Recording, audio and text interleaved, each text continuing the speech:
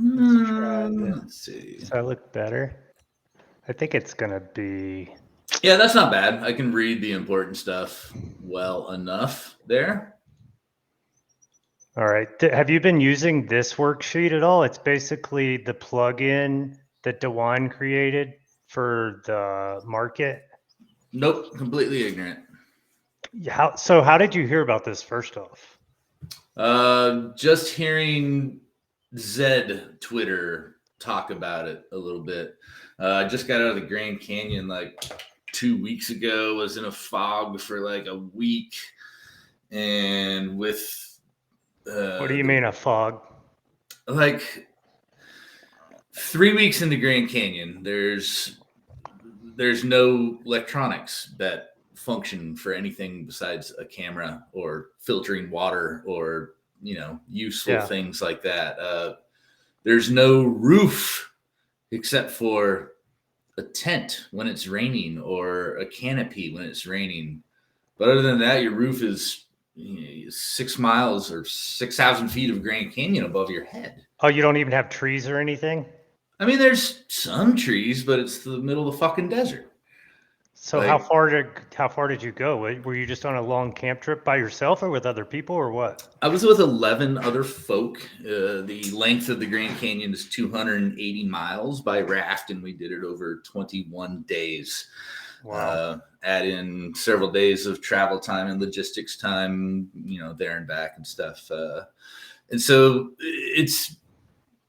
I've done 4 canyon trips, and every one manifests itself differently in kind of how you feel about the outside world when you get back. But so that's what you mean by the fog. Yeah, it feels closest to jet lag, really, like where you're not quite sleepy, but you're tired. You're not quite depressed, but you're out of it. Like a little motivation to do anything that has anything to do with the real world, if you will. And kind of just this disdain to like walls, and like getting in a fucking car was like, oh, this is weird.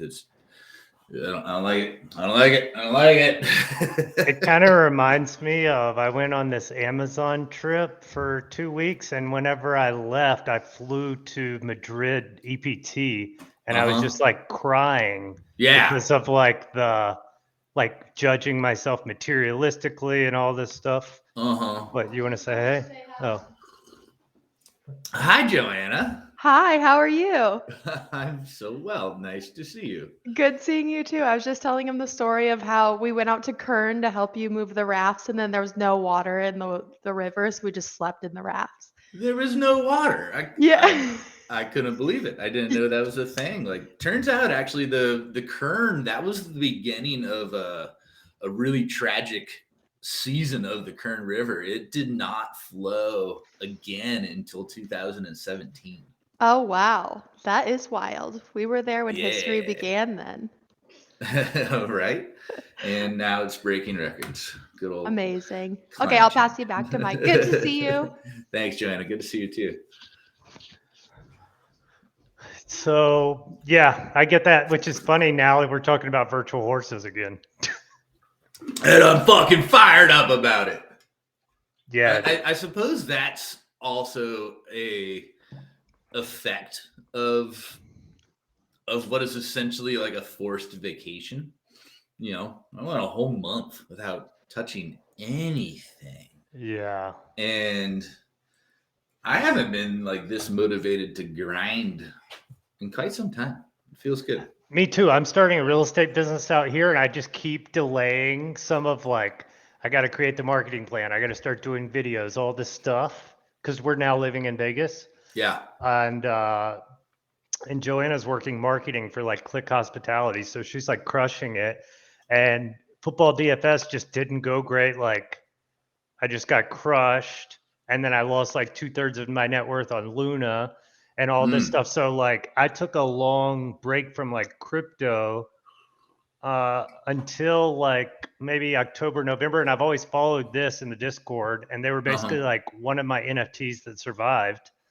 And then like when they started the beta, I just started back and I already had like 20 horses.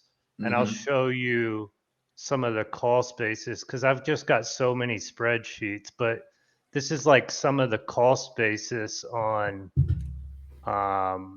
some of my purchases. Like the Kate one, I bought her for 888. That's the big S. And what happened really was like I just consolidated all my other NFTs and I just said I'm just going to go all in on this project basically. And then this Doc Holiday, like right Durf soft, there's like none in the game, and he's the only Colt S. So I just bought him because I feel like it's going to be a great breeding thing. But basically, I've been in the market for 4 months, like every day, all day. And you can ask Joanna, and it's so great to have a partner that just fully supports me no matter what I want to do and what I love, even though it can be weird or whatever. Yeah. And Got you a unicorn. yeah. And so just like, I don't know. So I basically, whenever I came back in like November or December, whenever I started the beta, I had one S minus, and then I had a bunch of high match pairs because I had like what they did was they had all these stud profile pictures. That's how they began, Yeah, and they yeah. minted for 0.2, and then they airdropped you these females, and then they created this algorithm for the breeding. Mm-hmm. And so their algorithm kind of had some holes in it. Like it didn't have, like, if we go to LTS, which is left turf soft, one of the mistakes their algorithm made is if you look at the sheet, and these are the things that like not a lot of people are really paying attention to, but if you see, there's just so many colts on this sheet, right? Like, Uh-huh. so there's 1, 2, 3, 4, 5, 6, 7, 8. Only 8 fillies at the S level in left turf soft. Now, left turf soft, they don't have a lot of races running because there's like 2 or 3 people that own all the horses. And Interesting. but it makes these fillies, and these green ones are mine. I've color coded everything basically. So like it started on basically this sheet of just like, well, where am I?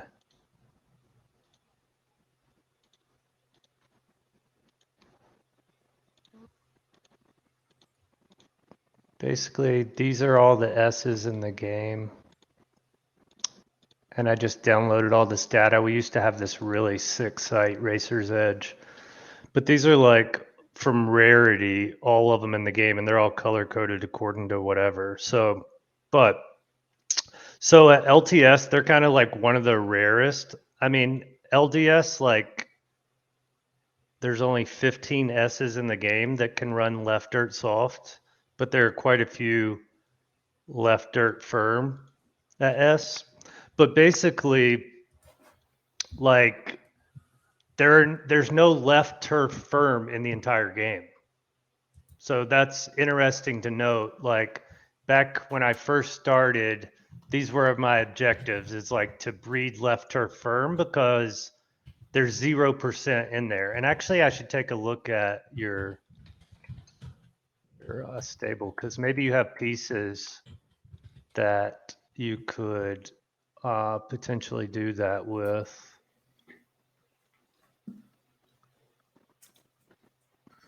How much did you buy all these for? Do you have everything written in an Excel, or you just went purchasing?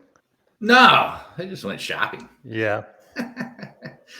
uh, So you yeah. started buying 2 days ago, but so the one you bought last night, I'm so happy you got that because I've like Chris Dombrowski, you remember him?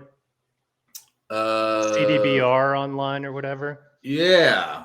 He's like one of Yeah. my good friends, and we shared Top Shots and all these other NFTs that we bought along the way, but he's never actually gotten to this. And I actually was telling him like, go buy this thing because yesterday I posted about this in the trading selling and was like, this is the best one on the market.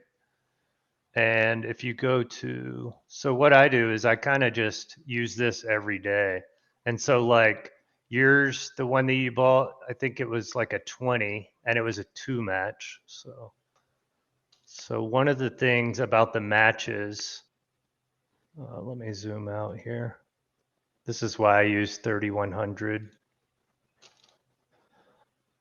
Let's see. So these matches basically represent like a ceiling and breeding. Okay. And so even like, let's just go look at a ticket on Magic Eden, probably be the best way.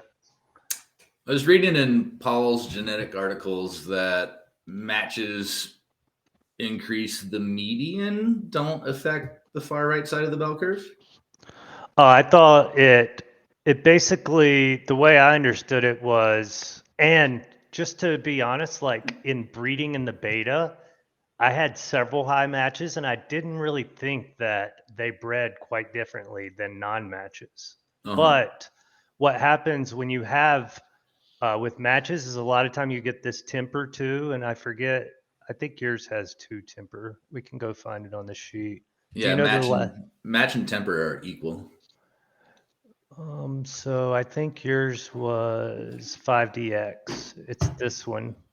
I think this is your ticket right here. So 2 matches. So 2 start. So basically these numbers are basically like dice roll. So like each one has a median outcome, and the more boosts you have, the higher chance that you roll the top of your range, kind of, rather than the bottom of the range. Is that in the generation of the horse when you redeem the ticket? Yes. And one of the reasons why beta is so important is they have said that the horse you rolled, like each beta, we got a different roll, right? It could Right. be a good example is this is when you look at Kate, like Kate, this girl right here, there's like 10 S20 RDF girls, and they're all pretty much equal. So like their roles are going to dictate which one is like the better horse in the game, you know? And so, yeah, that's kind of how that works. And I don't know where I was going with that. Do you know where I was going? You were talking about the variability of the rolls in each given beta. Oh, so this beta, the way that your horse is rolled is going to be how it's going to be in live. And that's kind of how they sold us, like, get in this beta, because you're going to have access and you're going to learn data on all your horses. So like one of the things I've done is write down every single distance, and then I started using the percentage of the weather just so I could see how often 60% turns to yielding instead of going soft or sloppy, which all of these things are important when you start looking at tickets. For example, like Virgil, this guy. So whenever, like at the higher levels, there's less 3 stars, but as you start to go down, like let's say I saw one of yours, you had 0 stars here in the 3rd bracket, and that one you almost always want to try to target where it'll be 40 or 60%, because you need to hit yielding. When the weather hits yielding, it basically means that soft and firm get thrown out the window. So now that doesn't even matter. Everyone just basically has a 0 there. Yeah. And so that makes these other preferences worth more, right? So like each one of these kind of gives you a kind of dice roll too, as far as whenever you're on that condition or that surface. So can you talk to me more about that, please? Like about the actual surface and stuff, yeah, and how important that is. Yeah, like I obviously understand, soft and firm. I don't understand how, yielding and sloppy and stuff like that comes into play, and how things are affected by it. Okay, so let's say Duck Holiday, he basically is the best soft horse in the game. I mean, there is a S plus RDS girl, but that guy has like 100 tickets and he still hasn't showed up. I mean, I feel like he has to show up for live, but who knows? Wow. So the way soft works is, whenever it rolls yielding, soft and firm are they basically mean nothing. You might as well take that off. But when you take that off, so imagine there's 9 total things you can get here in your preferences, right? So if you take off the soft, which Doc has 2.5, I'm going to be racing against right dirts that have most of the time 5.5 and some of the time 6, where I'll only have 4 stars. So yielding is going to fuck him hard. And if he's running on firm, he even gets screwed more. How it works is soft gets a multiplier kind of or a boost on soft, and then when it's sloppy, it's even more. And so for firm, it's the same as good and fast. So like good, you get a slight bump, and fast, you get the max bump. So Gotcha. so whenever you have like high stars, like for instance, and it's kind of funny because I bought this girl. She's where is Nayslayer? Here we go. So basically, if we look like in left or soft, you have all of this. So I pretty much only want to run this girl in races where it's going to be 80% or 100% rain because, and there'll be times where I'll run it on 60%. Let's go see her profile. I recently bought her for 44 Solana, I guess on the 5th. But so yeah, and you'll see like yielding, her result was pretty poor. Whereas on soft, it's been pretty good. Soft and sloppy, she's been pretty good everywhere, except for the time that it turned fast and yielding. And the way the weather is done is they roll the weather and then they just attach a weighted percentage on it. And so the percentage, I even saw the other day a 20%, no, a 0% go to yielding, which is super rare. And I even talked to Paul, and Paul went and checked to make sure. But Paul is actually a genius. And it's so funny because a lot of the OGs that were in the game, like in the beta 1 and 2, all of the best horses just won all the time. And so these people kind of were like, all right, I'm going to print. But you know what happens to people if they just show up and they just constantly get beat? They're just going to leave, you know? Right. And so they increased the variance of the races, which in my opinion is really important to the longevity. Makes a lot of sense. Yeah. I mean, it makes sense to us, especially because we understand variance and all that stuff with background. But a lot of these guys, I don't think they really did understand the importance of that. My But horse should always win. Yeah, you know, and just the fact that people say should, you know, is like really funny. It's like, you know, getting an aces against kings. It's like, well, I should win. Well, it's like, actually, you win 80% of the time. It's not like that. So that's basically like the history. And then whenever I look at value of performance and return on investment, so I have this profitability model basically, and I didn't build this other guy Stins built this, and this guy was actually banned from the chat because he's kind of a wild card, but he's a super genius. And basically, like, I think my last thing was putting Kate's numbers in here, but it basically assumes like the entry fee and the return on investment, and then kind of gives you, let's see, I don't know why it's so assumed races. Oh, seasonal decay should be like 8%. And then stud fee, I would say it's probably like 20. But basically, it just goes to show, I don't know why it's, I'm sorry, I'm so used to a bigger. Either way, it kind of shows you like the profitability. So this represents the girls, and this would be like her racing through age 8 versus retiring right away. I can't see any of that data. Okay. I'm going to grab some coffee. Be right back. Okay.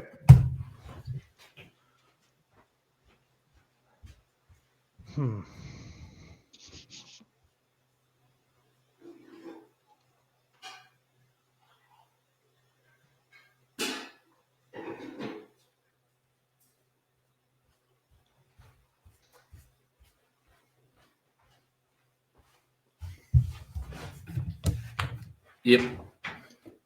But basically, it's just a little, and I sent you the thing. You could basically plug in your average entry fee, and obviously now, like for some of these horses, like for all my core horses, like you see, I've been running this one now probably like 20 times, so I'm actually starting to get a decent sample on some.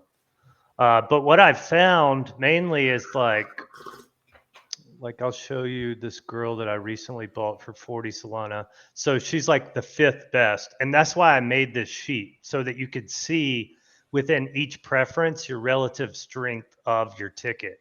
Sick. And so what I've found is the like top 5 to 15% are pretty much like gonna win, you know?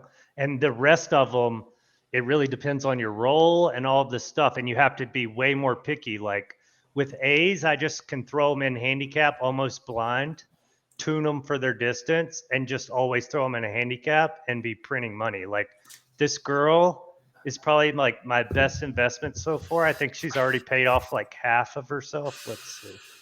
So yeah, she's 8-2-4 over 14 starts, and she's got like 30,000 derby. So this is like the best possible outcome, and this is why you were in the Grand Canyon. Like everyone was freaking out, and a lot of people who were inactive, they just came and sold their horses for super cheap. Wow. And I just was in the market every day, and I just kept buying and just buying and buying.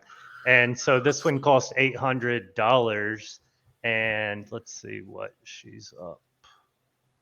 She's up this divided by 80. So $140 in the first month. Plus you factor in that she's going to breed and stuff like that. It's just, and like there was a guy came in yesterday or 2 days ago, like a big whale, and he's just balled up everything. That's And GVG, right? Yeah. Do you know GVG? Yes, from the Z Streets. So, and I've worked with him a little bit and just like guiding him. And yeah, he's already put as much as I've put in my entire stable. It's kind of crazy. Did he? And I'm hoping he goes to other preferences. He's in Right Dirt Firm, which is exactly like my top horses too. And he's tried to buy my stuff, and I'm just like, I'm not going to sell at what these other people are going to sell for. Like, I don't know. But the key really is like trying to find your distance of your horses. But let's go to your stable again, and I can help show you like maybe what you should keep and what you should get rid of. Because whenever I first came to beta 2, my stuff, like I ran about a month of the beta, and I was just like, all these horses suck. They're only going to lose me money, you know? And so I was like, I got obsessed, and I was like, I'm just going to crack the code basically and figure out like how to do that. So which one do you want to start with? I mean, they're all worthy of consideration. I definitely think there's some fat to be trimmed here. I would suggest creating a sheet like this for sure. Basically, and I can even give you the template, but basically just like writing your call spaces and all this stuff, it kind of like gets you into the mode of what to look for, I feel like. But you really don't even have to do that. I feel like let's just go to your first one. So the way that I do this is all the horse IDs are right here. This is their min address. Okay. So even if you see a horse on here, you could go to SoulScan, punch that in, look up holder, and then find the owner of the wallet, which is stuff that. So one of the things I've been doing too that I don't think really anyone's. This is what I'll do with my morning coffee, is I'll just go plug in all of these addresses into that. So I'll just go plug in here, and I'll be like, has this person, nope, this person hasn't redeemed their ticket. So this one isn't redeemed. So if you look at Left Her Soft, there's 1, 2, I think there was 7 the other day of fillies that people haven't even redeemed. These are at least 125 Solana worth tickets, and there's 4,300 total tickets, and that number seems really low. No, super low, which is awesome. Like, especially when only half of them are fillies. Well, it's like you got maybe half of them are fillies, but also you got to think that out of all my time spent in the beta, I've never seen more than half the tickets redeemed. And a lot of these tickets that I've marked inactive, I've went searching for these tickets, right? I've went on Magic Eden, I've searched these wallet addresses. A lot of these tickets seem like they're lost forever, or at least some of them people's wallet hasn't transacted in 6-7 months. Wow. You know, and so the cool thing that I really like about the game is that they're never going to print any more tickets, right? I feel like that's one of the things. I'm not sure how Zed worked, but in order to breed in this game, you have to retire. You can't keep racing. Right. So we all of these tickets start out as 2-year-olds. When you turn 3, which will be May 24th, you have the option to retire and breed. And that's pretty crucial because it takes it out of the racing population. Yeah. And one of the things that pretty much everyone knows, especially people that have been in the game, is that like the first season will be kind of the highest population of racing. And then like from months 2 through 5, it's going to be really slow because all the fillies are going to mate pretty much. And you're going to have about half the population that's racing taken out. Now, it depends if they juice the races or what they can do to incentivize people to keep racing. But everyone knows that we need more racing tickets, especially for the supply. And in the beta, the way this worked was there was only about 500 to 700 foals every season. So if you think about the it, season is a month, right? Yeah. And back then it was a week. And so it was so annoying to breed these beasts and then be like, oh, I got to wait 2 weeks. And now it's going to be, oh, we got to wait 2 months, which initially is going to be a slow drag, but is 2 months really or 1 month. It'll be 2 months before they can race. So the horse has to be 2 years old. So May, people are going to retire and breed, which there's a breeding window. So people will probably take it up to the last few days and race till then retire, then breed. And then the foal gets born June 1st. So it's 0 years old, June 24th. Then July 24th, it's now 1 year old. And it won't be able to race until August 24th. Oh. Yeah. And so initially it's going to be a really slow grind in that aspect, but it kind of is built in to address like the core issue that I feel like not only Zed did, but Top Shot, a lot of other people didn't really have this idea of supply demand. And one of the things I really love is like, not only do you have to retire to breed, you also die. Like these horses are all going to die in like 20, 30 months, you know?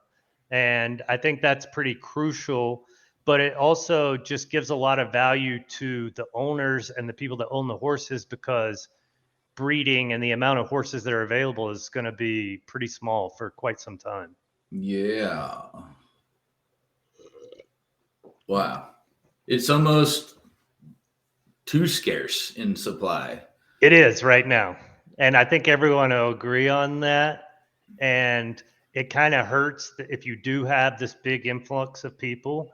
But one of the things that is going to cure that is claimers. Have you heard of claimers? Yes, which is a common thing in the horse racing world. Okay, so you know real horse racing stuff? Yeah. Okay, so I don't. But so I follow horses that follow horses typically. Oh, nice. So claimers, there'll be a lot of action on that. And I think that like people can, especially new people who want to get involved, I think like that, I never really understood it just because I don't know the horse racing. And in beta, we actually tested it already. But in beta, it's so tough to do because it's fake money, right? Right. And a lot of times, like when you enter the jockey club, like we're always arguing and you'll hear these people talk about how like they bought all these horses because they valued what their ROI was in the beta where everyone's racing with play money. And it's like, right. It's a really bad fallacy that they made, you know? And so that's just one of the things, but let's go look at your horse. And this is Okay, LTS. Well, we already looked at that one, but this is your best buy for sure. And I'll just give you a little example. I don't even know if it'll be a good racer. It has the potential to be. But you're here, so you're basically the 37th horse. And this is Sacagawea. I own her, but this was my worst purchase of all time. I paid 140 sold for her in December, and which was like $1,400. And she bred with a one of one father. So do you understand the bloodline thing?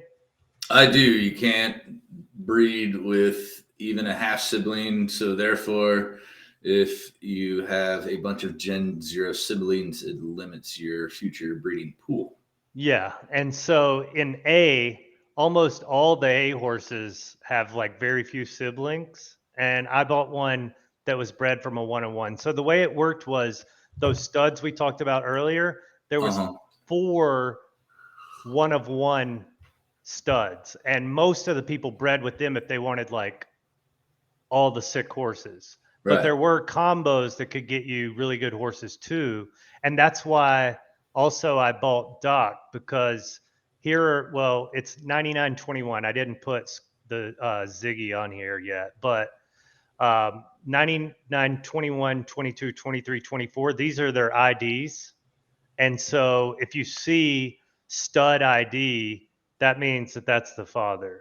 Right. And so Doc Holliday's father is 9926, which means that all these RDFs have to, or have the possibility to breed with him. I mean, they did a ton, pretty much. There's so many people that do, because there's only so many times this S26 is like the nut one, and its stud ID was 9930, which gives pretty much all the fillies access to him.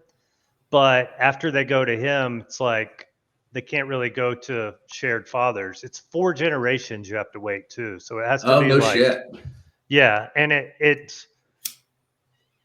it's kind of easy to dance around, but it really depends, because like on LTS, like there's pretty much just 2 fathers. You know, I mean, there are 3, but the 2 best ones are 24, 25.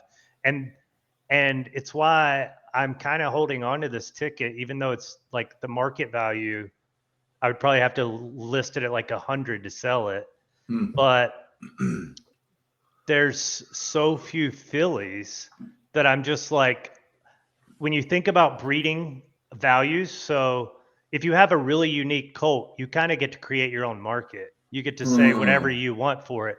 But whenever you have 13 colts and there's so few fillies, all of these colts are going to have to undercut each other to find a market, you know? So like, and one guy, he recently came back, he owns like 5 of these and they all have the same father. I'm just like, you might as well sell some of them, you know? Like, what are you going to do? All right. So this A plus, where was the one that you had? A plus RTF. And this will be I don't even know if I have a tab for A plus RTF, because I don't have any turf. Well, I don't have any right turf. Yeah, I don't. So let's make one.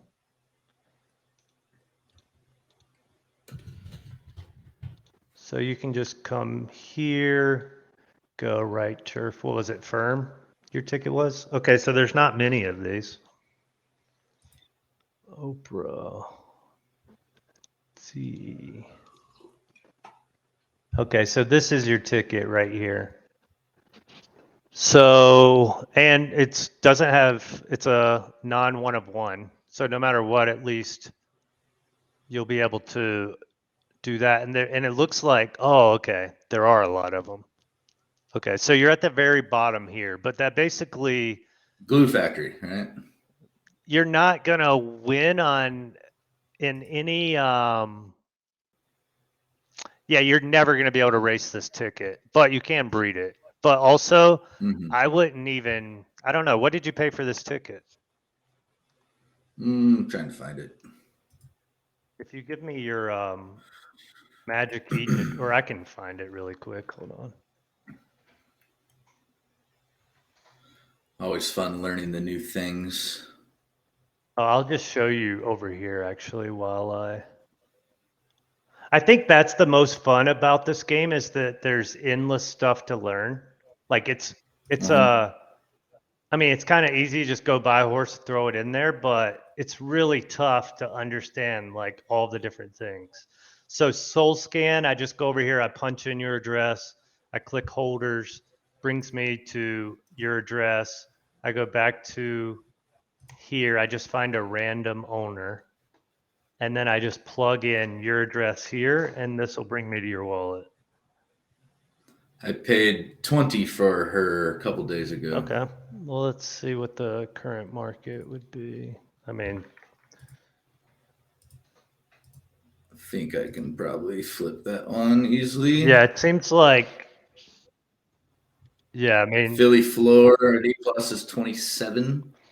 yeah, I mean, Followed that's with the cool 35. thing is like, I feel like demand is kind of growing. So, Indeed. Yeah.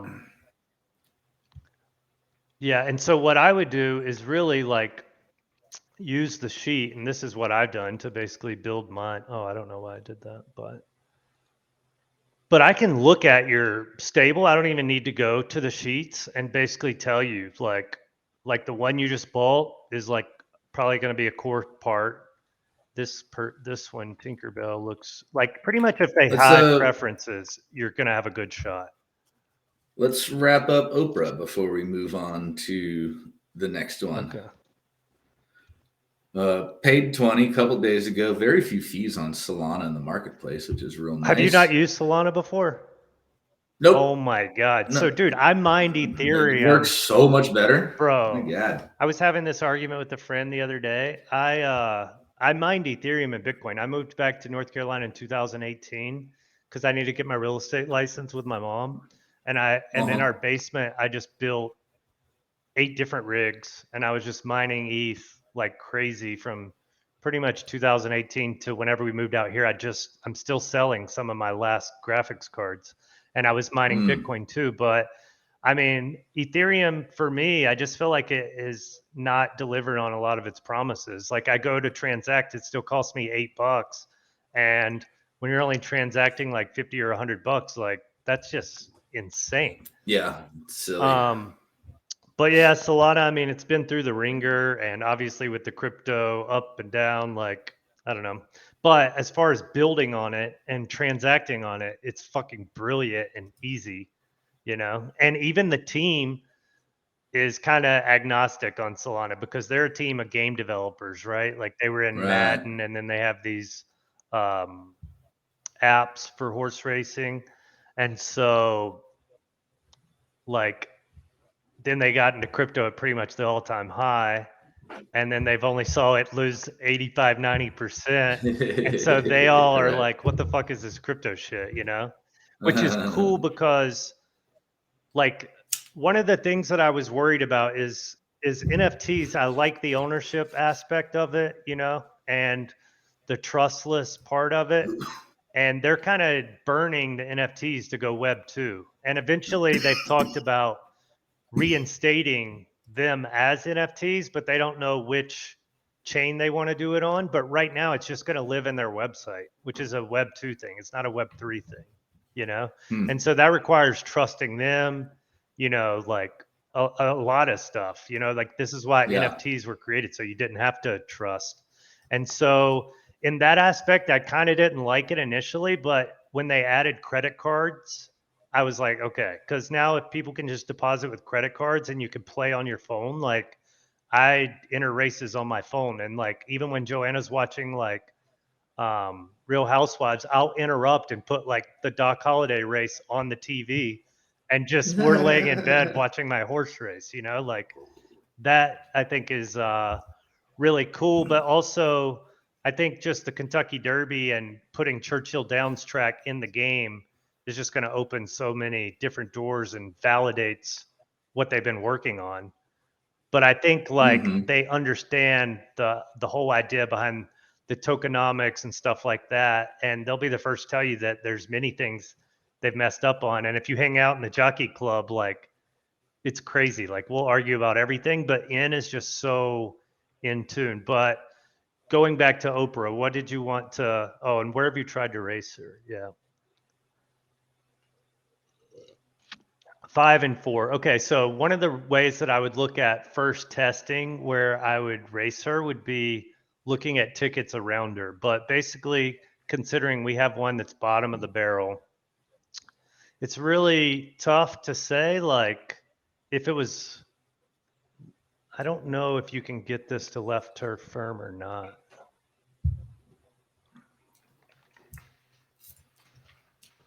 Think it's pretty clear she goes to the glue factory. Yeah. What do I list her Yeah, for? I would just start. So I would go to the 25? horse market and look at the lowest one is 27, but then I would go over here and look at ticket sales.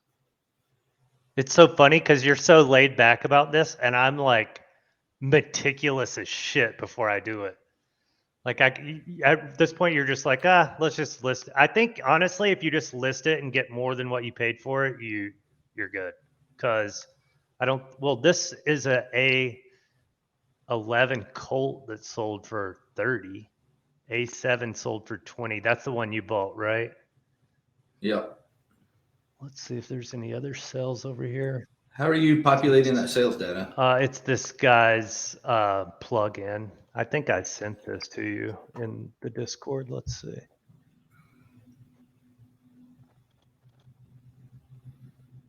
Yeah, it seems like a public plug-in I should have.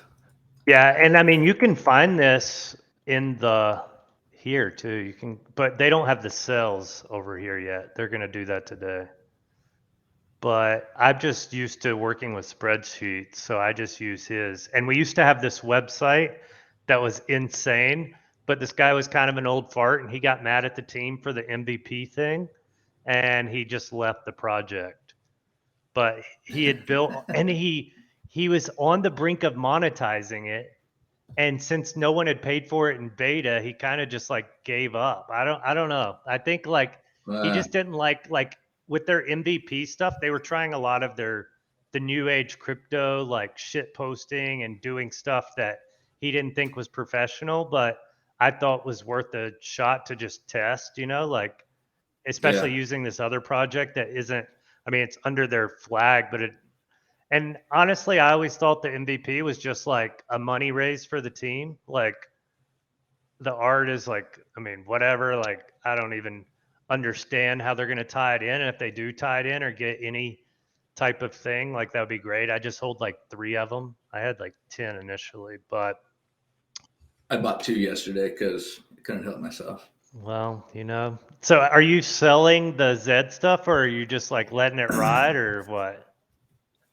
I did a pretty good job of selling the top and selling the whole way down. Yeah.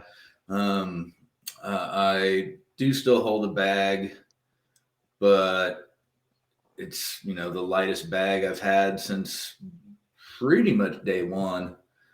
I definitely came out on Zed on top, maybe not so much given all the time I put into it. Yeah. I think at this point with the Zed market, I watched a Z3 go for 0.29 ETH last night. Like, do you know this guy Ron RAHN 88? I do not. Oh, I've been helping him. He's like this French guy, but I helped him and this guy Goatsy.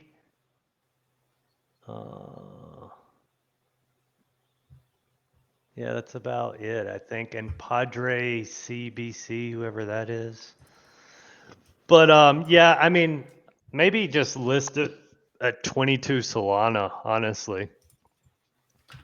I mean, just to get that liquidity back. Well, yeah, because I see in the sales, like one sold for 16. But I mean, you could try it at 27 and then take it down like 2 Solana each day or something. I do that a lot, Like the market right now, I have all my stuff priced really high, but it's like I don't really need to sell anything, so it's different. But yeah, I also don't need to sell anything either. well, I just think like what you It wouldn't be hard for you to talk me into buying some S's or something like that today. Yeah, I can, and we'll Um, do that. I think the best thing is consolidate and cut these things off. Like, yeah. Just exactly consolidate. yeah, and that's what I've did is kind of ladder up and slowly but surely do stuff like that. All right, 22 it is. Let's see what this. Although, yeah, I would start whatever, at I'm just stupid. 27. Like, if you don't need to sell, just start at 27, see if you can get it, and then go down like 2 or 4 or whatever. I would always start, and this one looks like more middle of the pack type girl. And so, can you see these numbers, or should I like zoom in? Can you see them better now? Yes. Okay, so this is your ticket right here. We'll just color it different color, gray. Okay, so one of the things that I would look for, like when I'm going to go test my horse on the track, is I would initially think that a lot of the tickets around me are going to be the ones I'm going to be competing with. And so if you'll, Who are we looking at now? the gray one is you. Yeah, which Okay. I didn't realize we changed ponies. Oh yeah, Marti Garcia. Oh, Marty. So she's pretty Marty's much this badass Apache woman that lives in town. Oh really? I named one of mine Mhm. Sacagawea.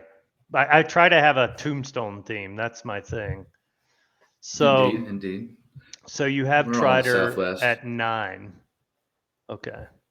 So if you see most of the tickets around you, it looks like they would have more boost for start than you. That can't be Marty. Marty's a chick. Oh yeah, maybe it's the one above it. X13.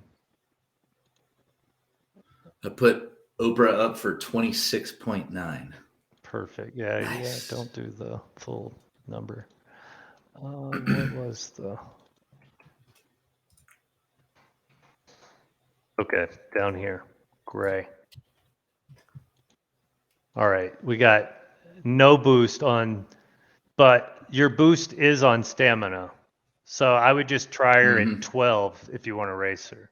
And let's see, I want to zoom out here and just get the look on.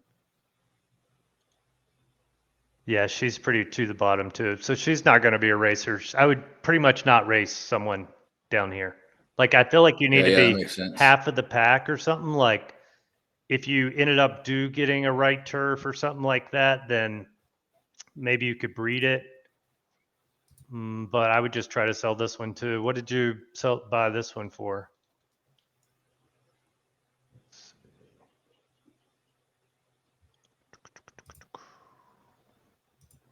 Where was the sheet?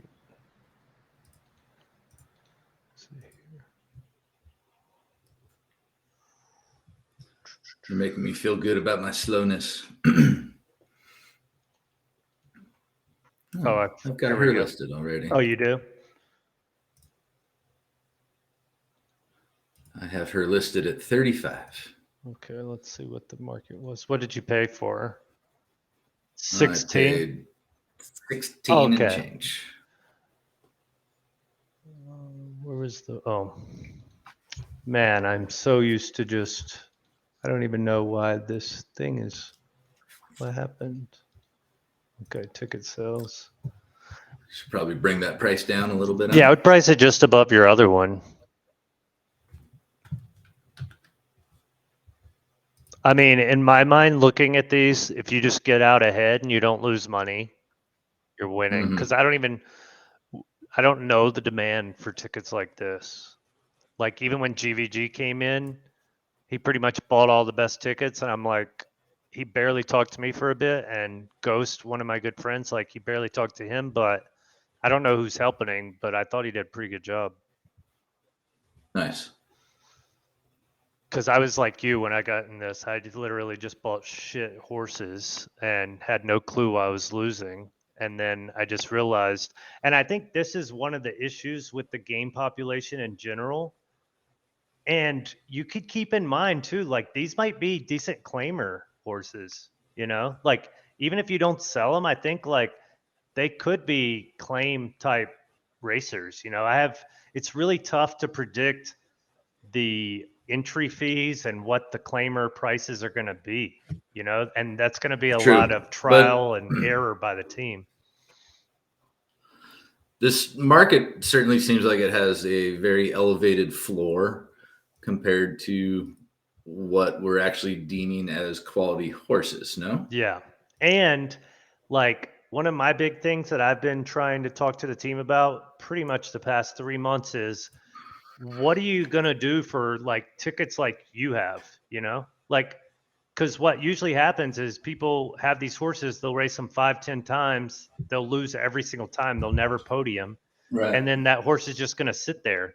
And there's a lot of people who think like, oh, I can just breed this horse. But it's like, yeah, I mean, you can breed it to maybe a mediocre horse, but why start here? You want to start somewhere where you can compete and make money, in my mind, Yeah.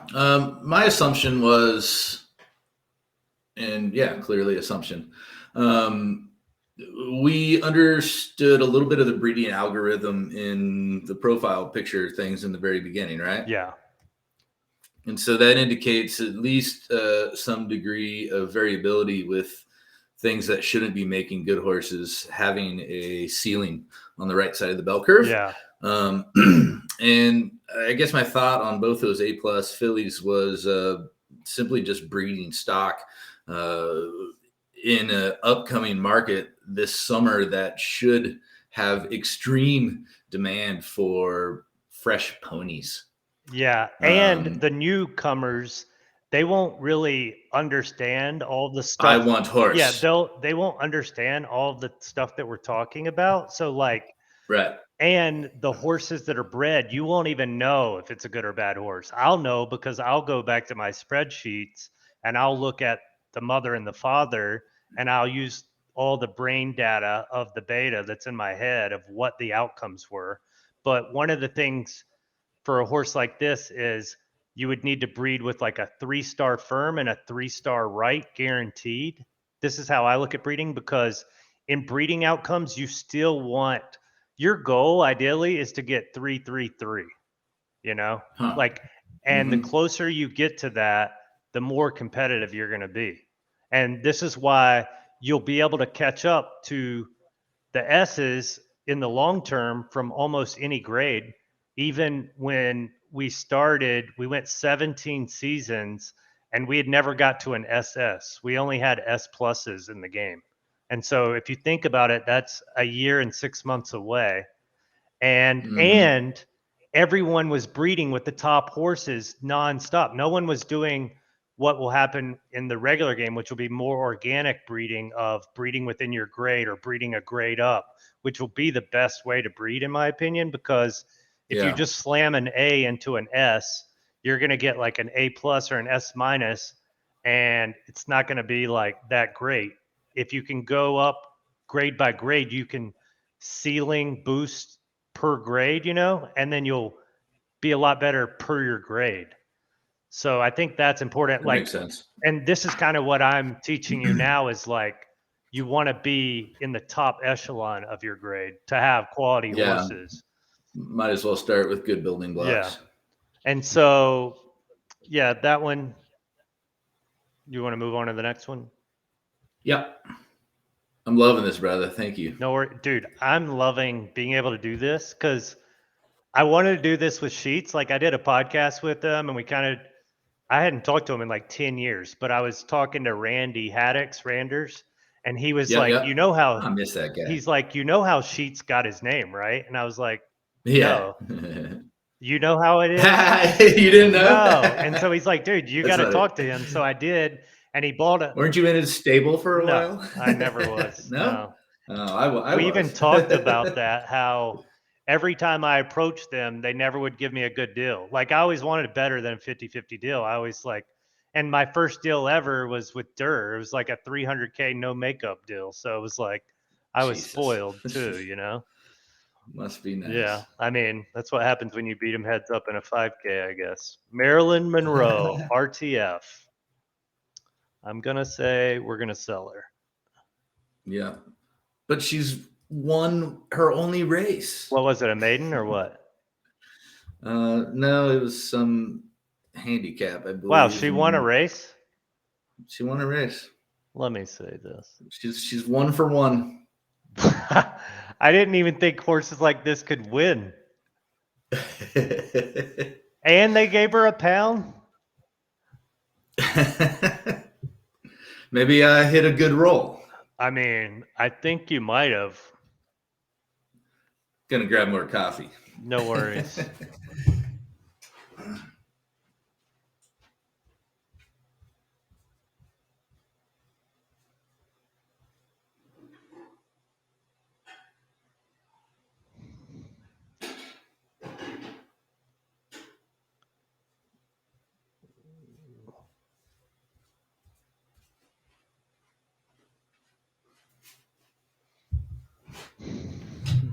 Well, I think you definitely, so I think two things may have happened. One, you nailed her distance, which if you do race her again should be 7.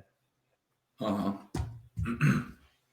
And then my other idea is, since she is 1-0, you just get rid of her and try to sell it for whatever. But I mean, try her again, because I've got a horse like this where he is, or she, let's see which one it is. But when I look at the ticket, I'm like, it's a shit horse, but she's doing really well. Rose of Cimarron. So when we go live, you're saying that the rolls are going to be the same? Yeah. The exact horse you have now. That seems highly exploitable. Exploitable? Yeah. Well, that was just one of the things. Like, honestly, after beta 2, it was a highly contested topic, because a lot of people had their horses, they knew their horses, but the developers felt that they had to do that because you had so much data on your horse. And Right. Yeah.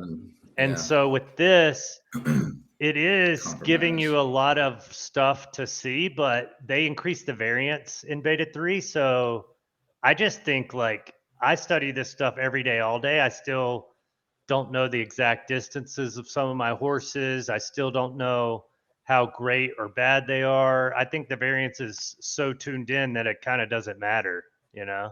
Uh-huh. So with that girl, and she's a, oh, we didn't even go look. What, I mean, like, point being, like, I can get these unclaimed horses, claim them, run them. Yes. See what the roll is, and then just sell it back on the market. Yeah. Well, like, my understanding until this morning was that everything just goes away and it's a fresh re-roll. So therefore, races run in beta 3 were relevant to the live game, but no, they basically, and they haven't claimed one way or another, but I think that if they did re-roll it, it would be like a riot, because that was a big selling point to a lot of the people, because a lot of the OGs were like, I don't know. It was so funny because they were all so big time until it turned to real money. And then they all just like became whiners and like whining about losing, where for like you and me, we're like so used to losing, I guess, that it's like we're just collecting data, right? And for and learning opportunity. Yeah, that's why I just keep in. I don't give a shit. Like, let me learn some stuff with some skin. For sure. And so I would just run this girl at a 7 handicap again and see. But it comes down to, for me, like long-term breeding strategy and stuff. I just want really high preferences, because no matter what, these are usually in the range. So if you have 2 3s that mate together, you're going to almost always get 2 3 in that preference. And if you mate a 2 and a 3, you're going to get a 2, a 2.5, or a 3. You're not going to go like below the bell curve almost ever. I don't even know if it's possible. I don't think it is, from all the breeding that I've done. And so this is kind of how I look at it. So we got a right turf firm. Yeah, that makes sense. I've got her in a 4 furlong allowance. It's coming up soon. Okay, so the allowance, well, typically it would be great for that because these allowances, and you want to try to hit the ones where you're putting 3 pounds on the horses above you per grade. Uh-huh. And this is one of the cool things right now when you're going and buying these unclaimed tickets, like that ALTS you bought that we'll get to, they're great for the allowances because all these earnings, like if you could stay below the allowance on the earnings, that's pretty big. Yeah. Because like that girl I showed you earlier, the RDF, the one that's crushed, like she's already priced herself out of every allowance unless I want to take on 2 pounds. And so what I've found is like 2 versus 3 pounds is huge. Like it seems like if I want to race an allowance, I'll give you 2 pounds from the higher grade. But if I'm the lower grade, I want to put 3 pounds on you. I've found like with my data that 2 and 3 is like a make or break for profitability. So link me. Oh, I can't see the race that you're in. Either way, that you'll get to see. And this will be another thing, like, I don't know, actually, because I was going to say this would be, if you have a half, you would want to try to hit the yielding type thing where it's 40, 60%. But that could even hurt you more on the overall because now you'll be 3 total preferences against 5.5 or 6. Uh-huh. But yeah, I'm surprised that she won. I mean, you could have rolled good, and what happens is there's a roll for every race too. So like that's part of the variance, you know. But running a 60 is usually a pretty good time for the A. So yeah, maybe you hold on to her, run her again, see what's up. This is the one you just bought, right? We already went over that. Should I take her off the market? Which one? This girl? The one that we just looked at? Maryland, yeah. No, Maryland, the shitty No, one that we were just talking what about. do you have her on the market for? 18. I mean, what did you pay for her? 15. Yeah, I would probably go to the trading selling and be like, this girl's 1-0-0. Here you go.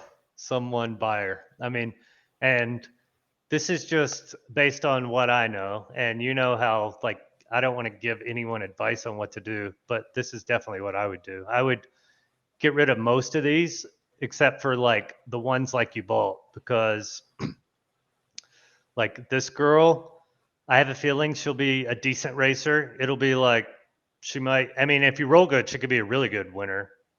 And like my girl that is very similar to her had probably a bad roll. She's like one of my worst horses. I keep racing her, but even those stars and everything, even if they're a losing horse, they'll be decent breeders. So especially yours will be. Yours will be a better breeder than mine. And so I was really happy for 2 reasons. Like I'm happy that horse got sold, because if you look at the horse market now for A, at the top, it's like all a lot more expensive now. That was the last piece. And that's why I thought it was such a good deal. Like, and pretty much half of these are mine. This one, this one, this one, and this one are mine. And I've just got them priced. Like, I don't want to sell any of them. And I just got them like, all right, well, if they give me this, I'll take it. But, and then the other one is David. Have you interacted with David at all? Not sure. Probably, because he answers every noob's question nonstop. HRC? Yes. Yeah. He's the one who I bought Doc Holliday from for 600 Solana, $12,000. That's something that's really impressed me with the community thus far. Like, it's been intelligent, pleasant discussion, super helpful. Like, hang around longer. Like, no toxicity. Everyone's on cloud 9 right now, though. It was tons of toxicity. Okay, that makes January sense. through March. I mean, but for a newbie coming in, it was very welcoming, and it feels good, you know? Yeah, and we've had those talks because, like, in general chat, we try to keep it like that. And in the jockey club, where you have to own a horse to be a part of the thing, or I forgot what you have to do to be a part, but in there, you'll find a lot of people, and it's kind of cool. Most of it's constructive, like ideas on where we should take the game, or the different what the breeding cost should be, for example, is going to be a highly topic as we go live, and hopefully they'll answer like a lot of the questions that we have. Yeah. But it was pretty toxic for a while, which is when I bought all the best deals. Like I got attaboy. like, yeah, everyone was kind of just over it.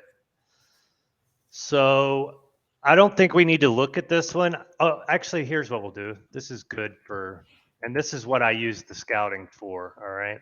So gray. And I'll show you this other one because it's way more apparent. So this horse right here, Billy Breckenridge, I own him. And now let me zoom in on the. So, all right, green is mine, red are the other tickets. And these are the tickets that I'm going to be racing against mostly when they're in the same grade.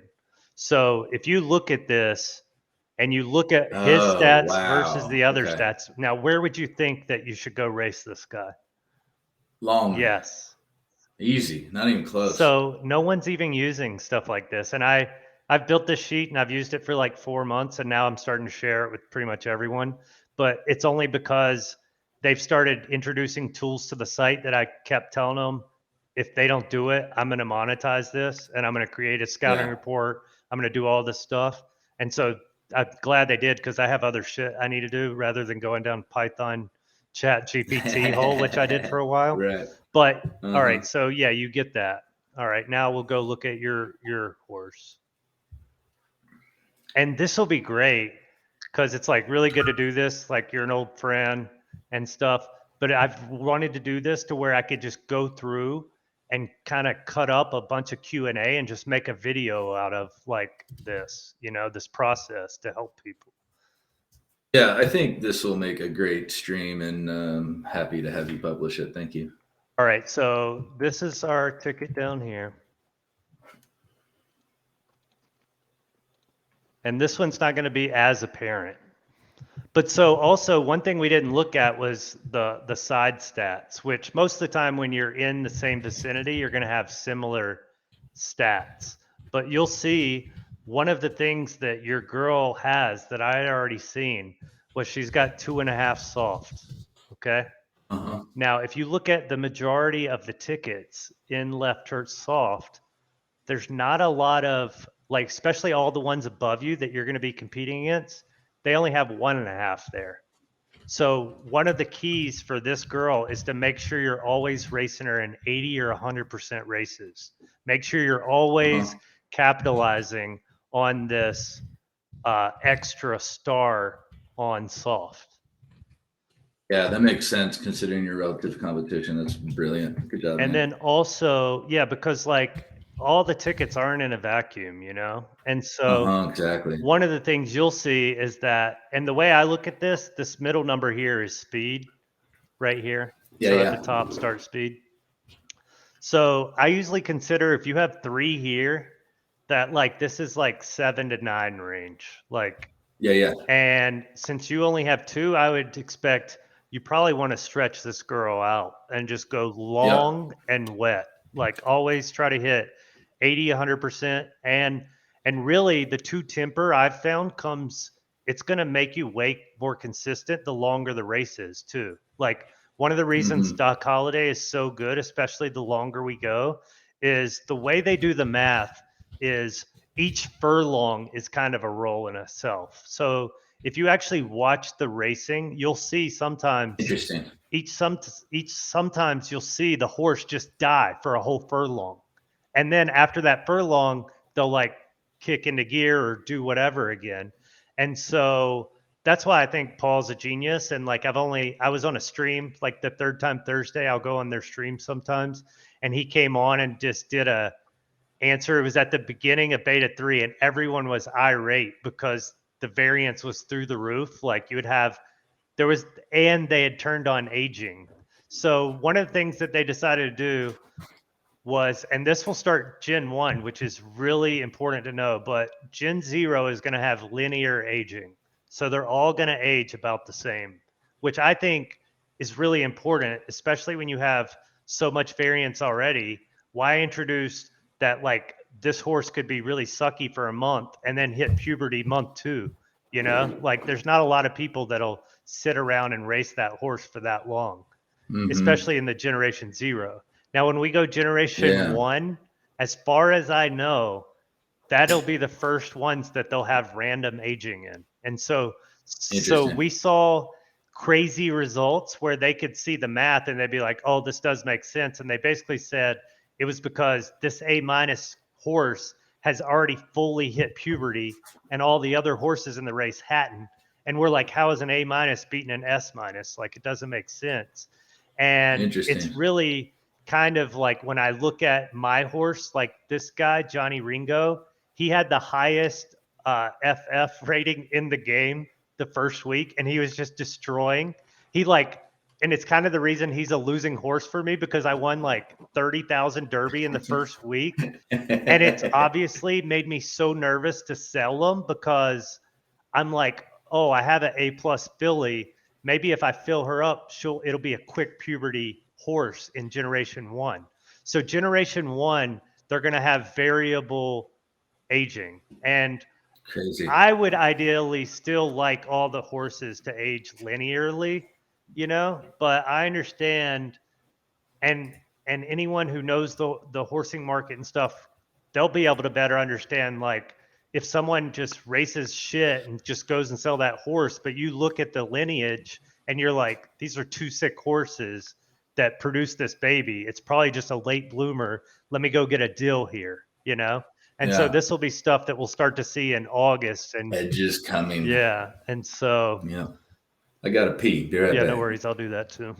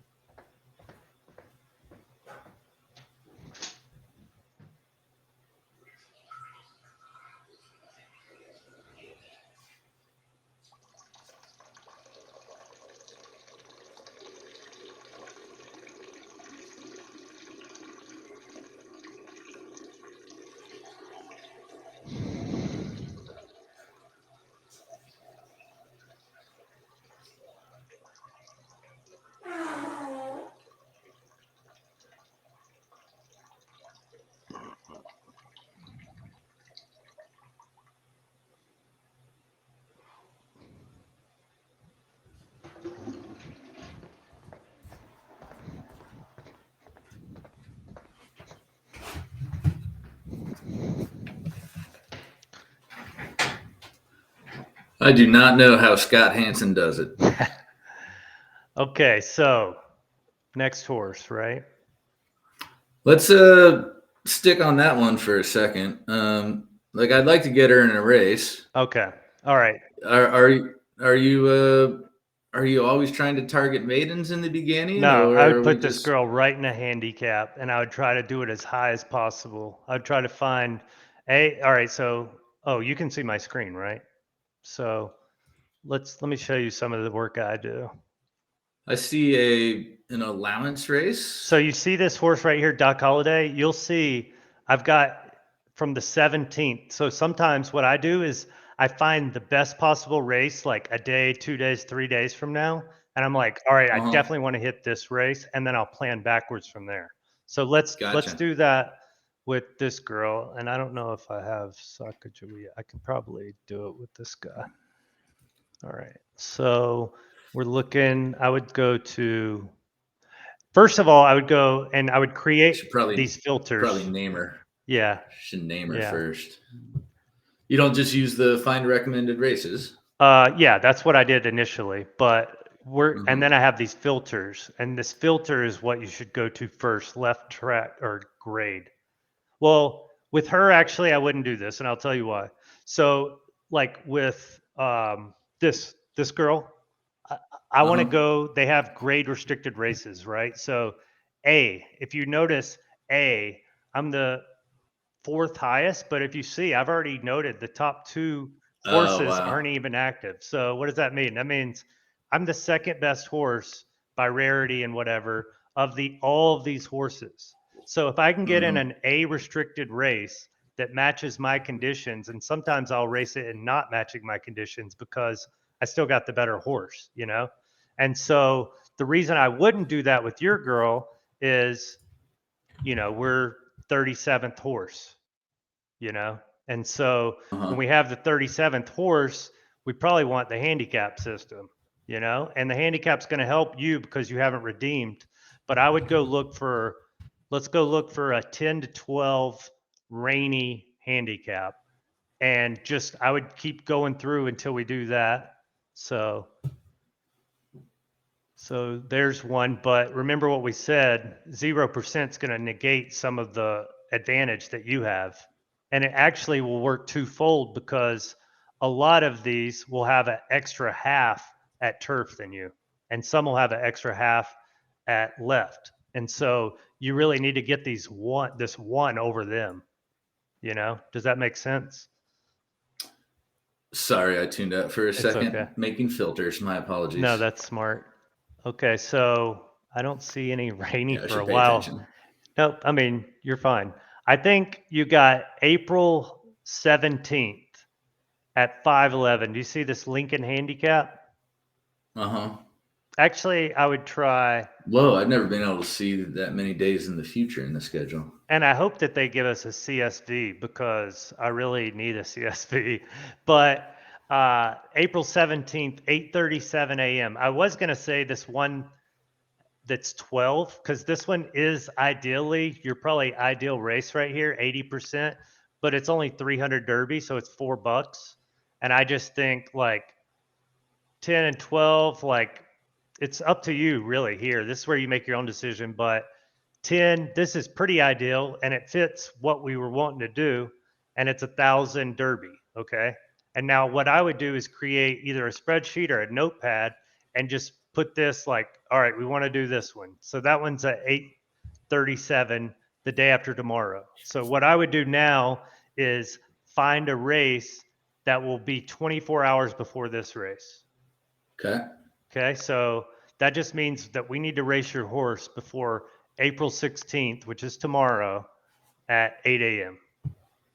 Okay. So now we got this one here. I mean, if we don't find one better, we'll just do one of these, because although it doesn't hit our exact thing, it'll give you a quick baseline, and just try it out, because we only have 9 more days before we go live. And I think you just want to collect as much data as possible.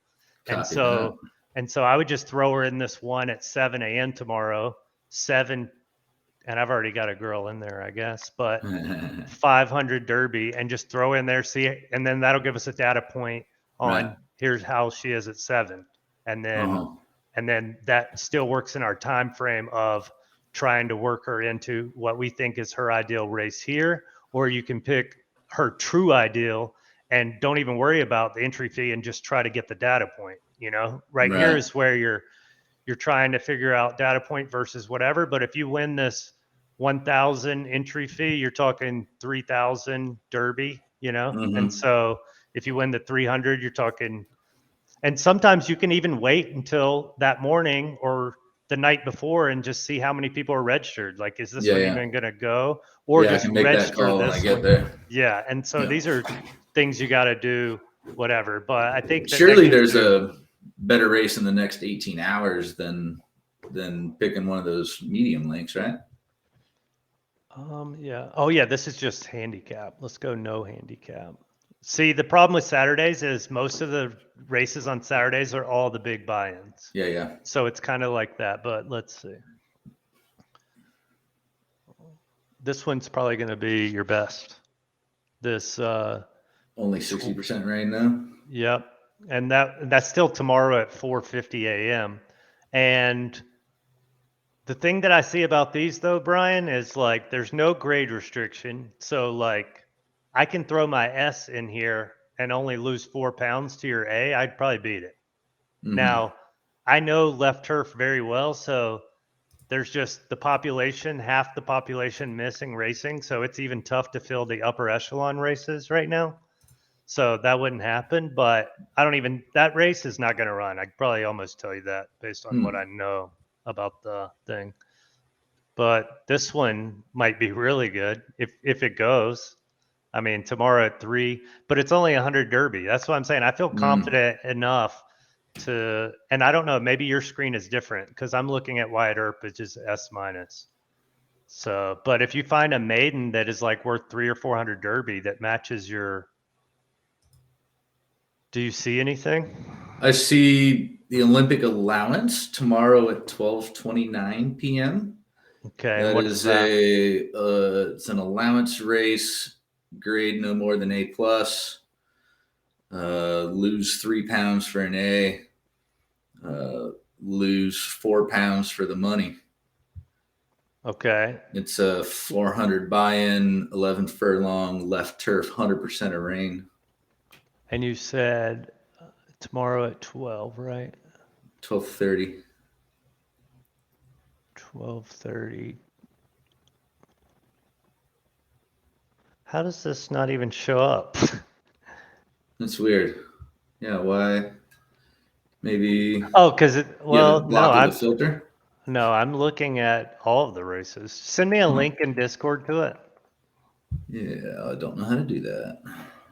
Just where, so you see this up here? You just, when you click on the race, just click on the race and then just copy paste the URL. Got it. And shit.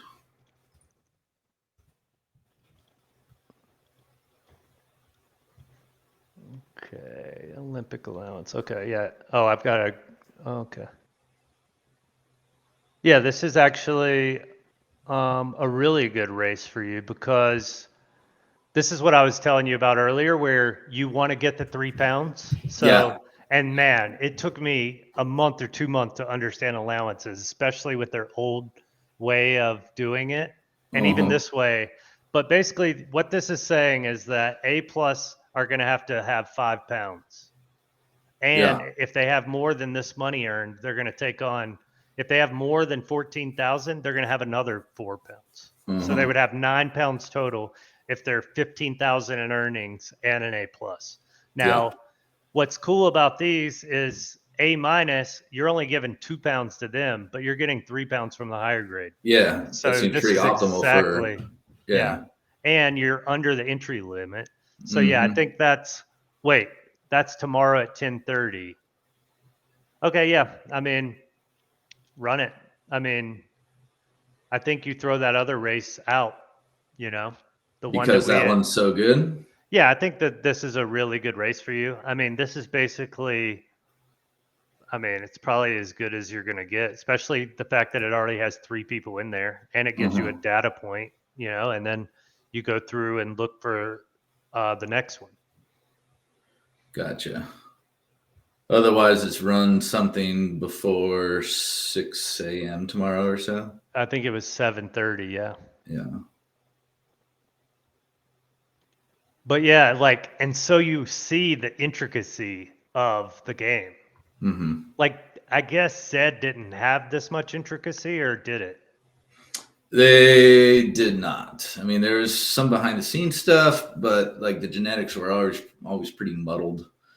You mean as far as unknown type stuff? Like you didn't have as much information to go off of, or? Yeah, I mean, you basically like we had a lot of speed data and variants and different race types of like Ricky Bobby or just trying to double up kind of things, and there's a lot of consistency and variance things, and I don't know. I haven't been paying much attention to it for almost a year or so. I had a horse qualify for a tournament and didn't register, and they just kind of said "fuck off" when I was like, "But what about all my time and effort and my horse ticket?" Yeah. Okay, so your next one, you want to go to the next horse? Yeah, okay. Sour says send it. I named her La Chiva. La Chiva, what's that mean? It means the goat. Yeah, that's a great name. And like I expect this will probably be like a mediocre racing horse, and you could roll really good. I feel like you should have a lot of success early, and if you don't have success like in this allowance race or in a long distance handicap that's soaked, that's when you start thinking, okay, the ticket is a guide, but since we know that all these stats roll, she could have still rolled a quick starter or a quick speed, you know? So like Right. Try her somewhere else. it's not the end all be all. I'll usually try 2 or 3 times. And with the new poll, they just updated the race map because a lot of people was having problems about trying to figure out their distance. And Yeah, for I read me, I that. didn't really have that problem. Like I think that I had most of mine pretty dialed in, but they've accentuated that, which basically means that you should be able to find that stuff out easier and quicker. Cool. So Aaron Little, and if I do post this video, I'll go through about like what we're talking about, the market and stuff, and probably cut that stuff out. I'll probably just do it like cut ups of how to do this, how to do this, how to do this. Yeah. I don't know. It probably would be easier to just ship the whole thing. I'm very interested in hearing what you have to say about the next 2 horses. I paid 33 and 42 for them.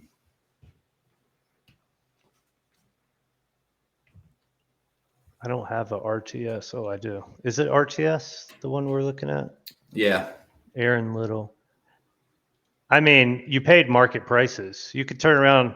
The one thing that is cool about when you bought and how you bought is that you could just turn around and sell these things right now if you want, you know? Mm-hmm. Okay. And Zed seen her come in 14th in what should have been a perfect race for her. That would have been very exciting because it would have indicated variance, a horse that can win a lot of races. Is that a thing in photo finish?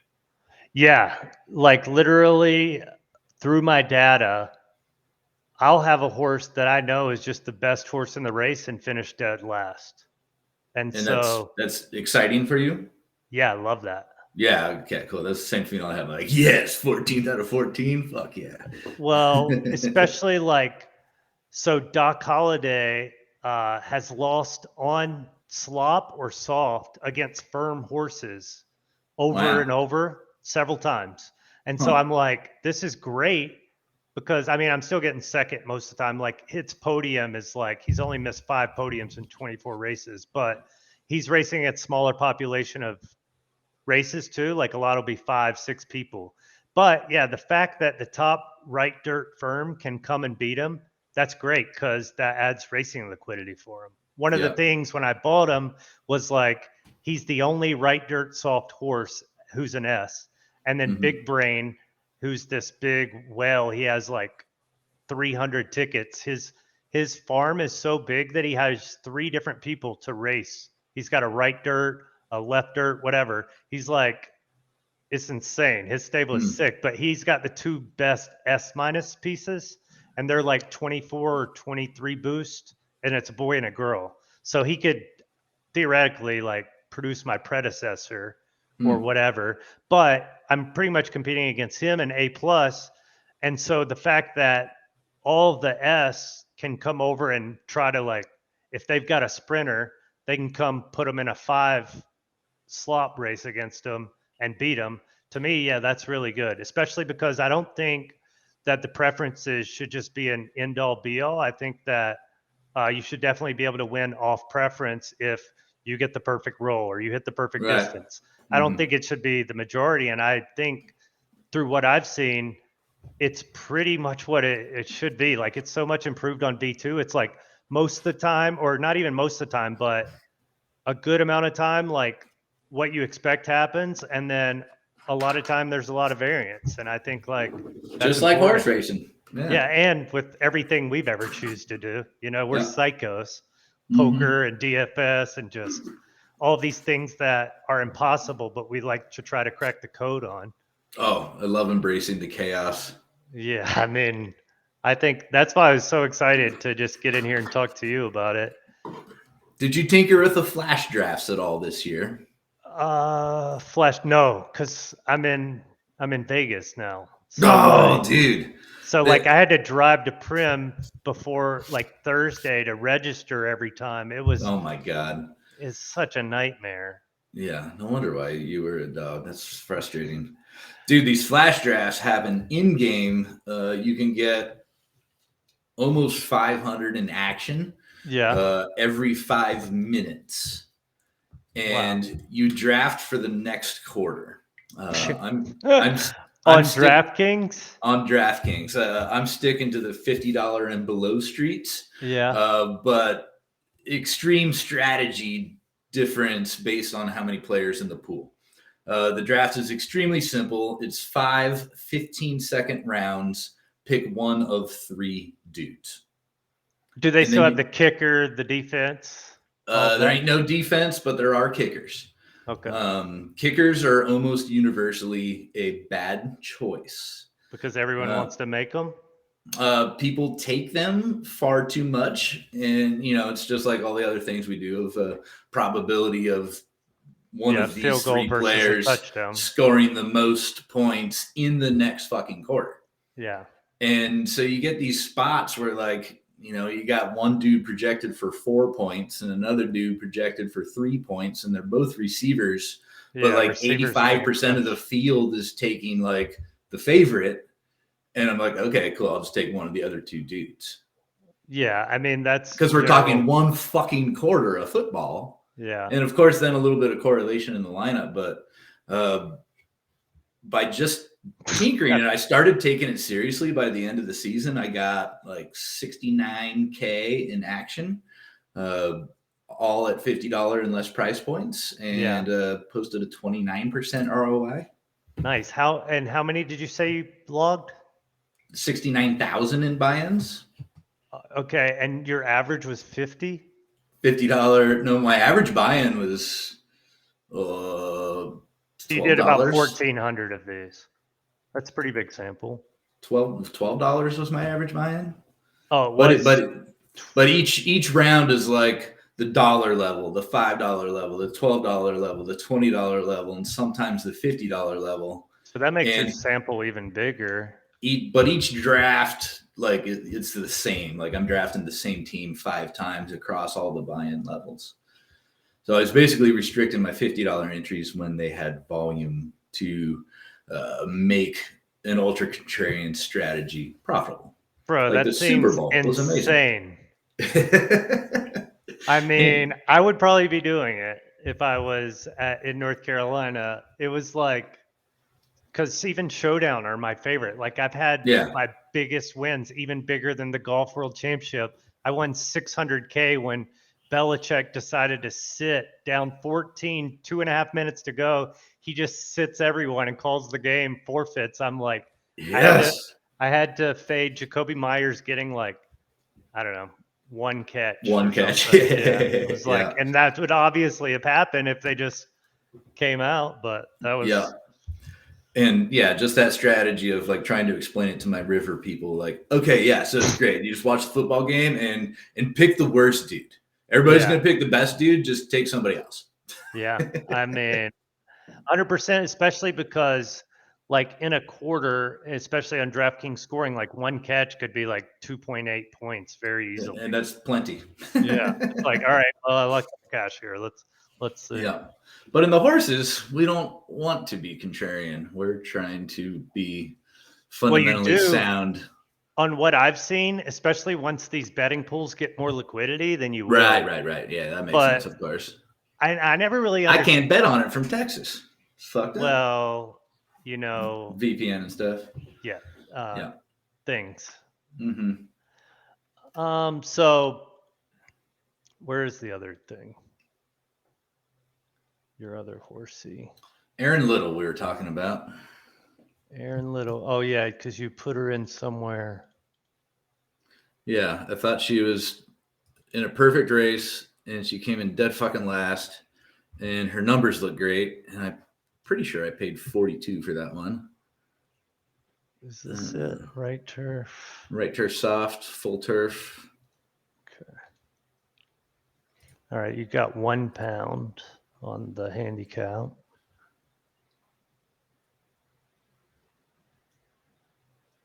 Seems like a fair number. Oh, this Miami Nation guy, he's like a big scammer. Oh, He basically free rolled a guy.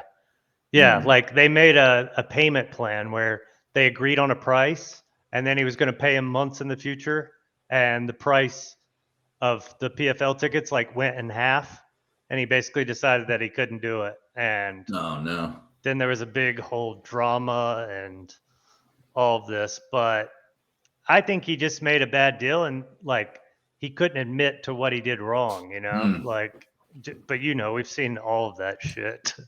Tale as old as time. Yeah. All right. So this is your ticket.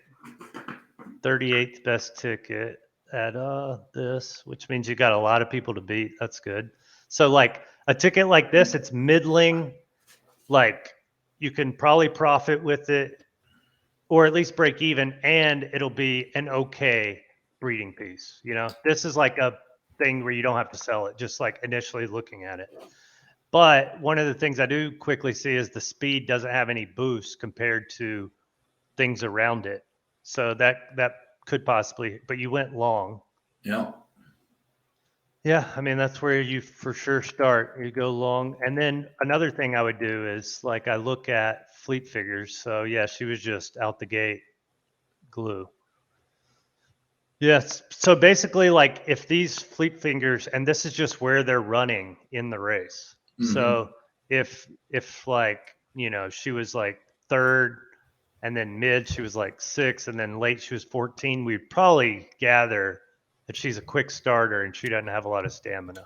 Right. Now all of this is like one race. So yeah, I would just stick her right back out there at another long race and see what happens. Like I think that's the idea with her for sure. And I think like what you'll see too is like with these middling tickets, and I bought this girl right above you. And I think let's see what she's doing. Lada, she's up 1600 Derby. And see, oh crap, what happened? Oh, and you see, as I'm going through here and I'm logging my data, I'll write like, okay, by this race, by the 4th race, I'm thinking, oh, maybe it's 8 to 10 is like her ideal distance. And so now you'll see like my next ones, those are all the tests that I'm running is like those distances. And you'll see those results actually came out really good. And then even at 11, I think that this girl might have good heart. I don't know. But back to the ticket, I also have 0. So that, all right, that could be good then.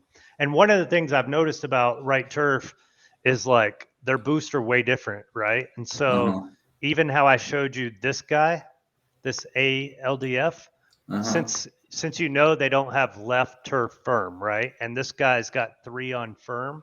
What did I do? I went and tested him against these left turf soft tickets, and you see how their start is lower.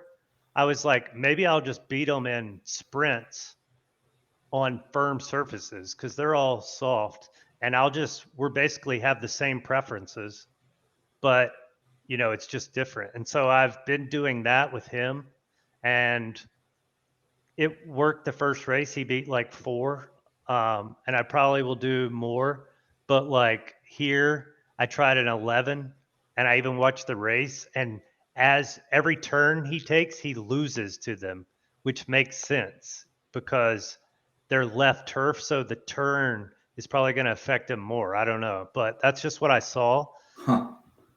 And that's just something I want to test a little bit more. And I don't know what my mind's going to think about it, but I'm just like, I know that he's a pretty good horse, and so I want to do that type of stuff. And that's what I use this for, basically. So, yeah, I would just, with that one, it just seems really simple how you just go back to the drawing board and throw it in another long thing and see what happens. Like, and you could try to find an allowance race, but I think a handicap is fine. Like if we look at Lada, the same exact horse that I have, almost of yours, we will see that almost all of the races are handicapped. And this is why actually when Beta 3 started, I just went up and bought tons of A's because for me, I just think it's the most obvious, decent entry point for a horse that you can profit on. And also, all of the top tier tickets that have unique blood are basically in the hands of people that are smart. There's a lot that are inactive out there, but all of the OGs aren't going to sell you any of those for a good value. So you just have to hunt and it kind of right now A's pre-dried up because it's been hunted, but and then like when I looked at the profitability model, like these A's had huge profitability numbers. I'm talking like 5,000 in my model, like worth $5,000. Like if you can win, like Louisa, that one that I showed you, which is like probably the nut outcome you can get for an A. But yeah, it's like if you factor in like the ROI, that's pretty much what I got. But all that's subjective too, based on demand, and we can't predict demand. We can't predict full values 6 months from now. We can't predict where the market is. I mean, we can have an idea that, and my whole idea for this whole project was if this team survives 6 months, right? Because we talked about how slow it's going to be. If they can survive 6 months, I think they're going to take off no matter what. Because in the beta, I have a file I can send you that has all the data, all the race data, all this stuff. But basically, I calculated the rake over the 17 months. If they had filled all of the races that they filled in beta, it would be 100 million in rake. And then, but you got to think that the beta, everyone's free money, right? So there's no way we're going to get that. And I calculated to, even if you did a 5-10% of that total race volume, you get, a 5-10 million evaluation on the team, And so in my mind, all they had to do is survive 6-12 months. And then the team, I mean, the game is too good in my mind to not like take off, especially the fact, I think one of the things that I've seen a lot of the Zed people or the new people that come in like is the betting aspect, how it's all right live there. And like Joanna loves that. And I was always like, I don't want to bet, like I don't have enough data really to be able to bet right now. But a lot of people just like getting in there and degening it up, And so, yeah, with that horse, I think that's pretty straightforward. How important do you think it is finding a soft surface for her? She's only got 2 there. It's pretty. Other ones have 1.5. Yeah, you have. So the way I look at this is like you have 7 of 9 when we go soft. Now, a bunch of these, even mine is what, 7.5 when we go 9. You got the top ones in the game are 8.5 when we go 9. Now, if you look at, let's go play on yielding. Okay, now you've got 5. I've got 5.5. And a lot of the ones around you have 5. This one has 4.5. But you're looking at that out of 6, So it's basically like 5 out of 6 ratio versus 7 out of 9 ratio. I think it's probably pretty important for you to go soft just because you're gonna have a better ratio. And that is just, that's pretty minute with this one. Like it looks like against the population you're running against, it's pretty negligible.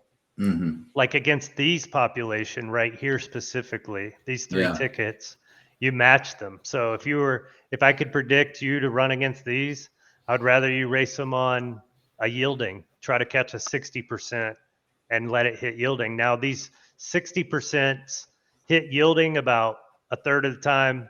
They hit soft about, I don't know, 25% of the time, and then they hit fast, I don't know, maybe 15, 20% of the time. So it kind of can go a lot of ways there.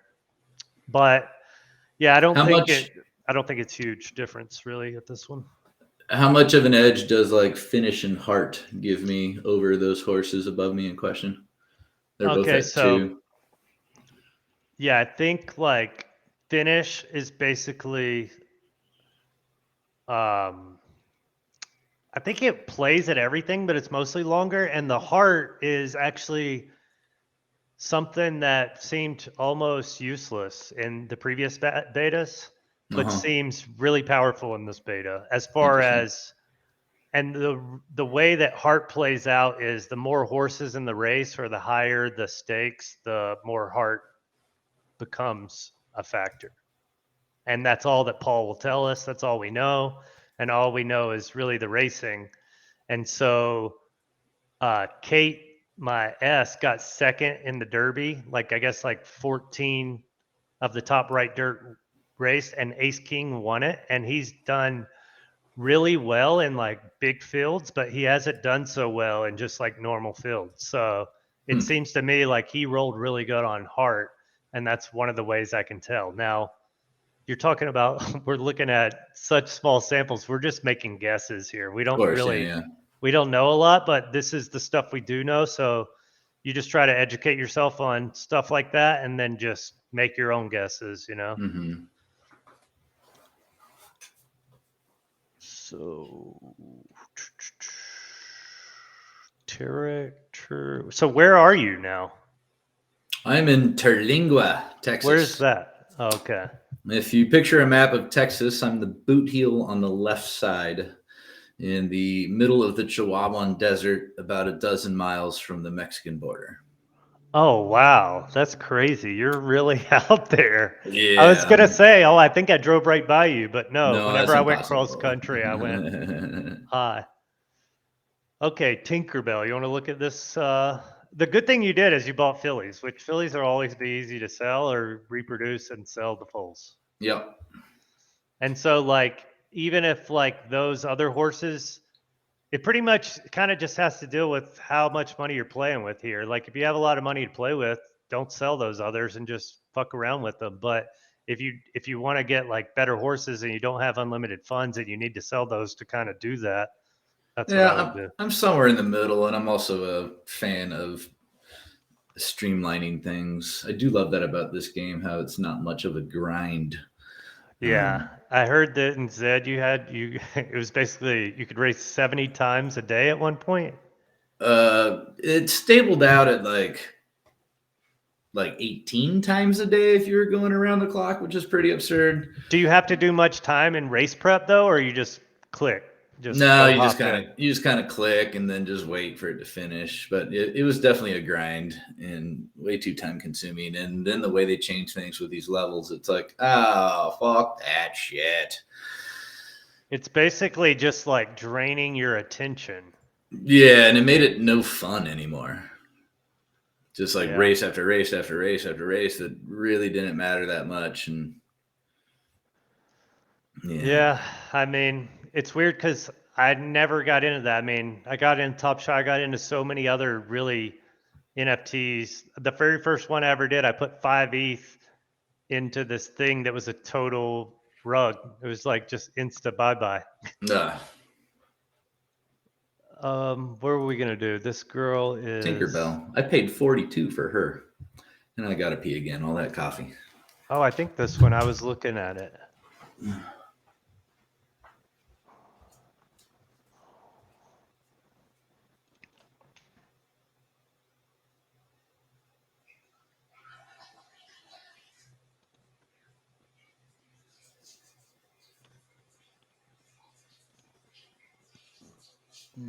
Green, right?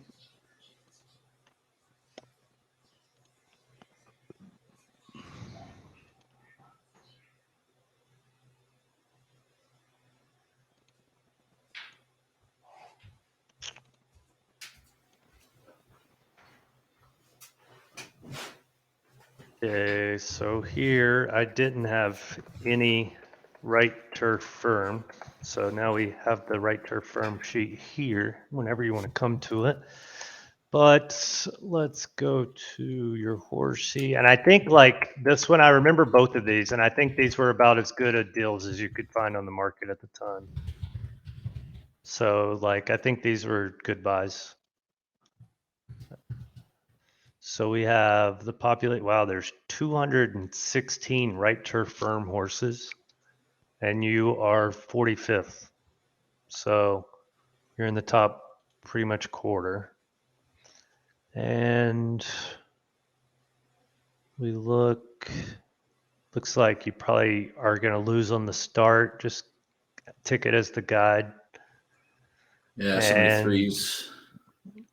Yep, and it's so like all of these tickets are the same. Oh, you bought one that has a bunch of siblings. What's your father?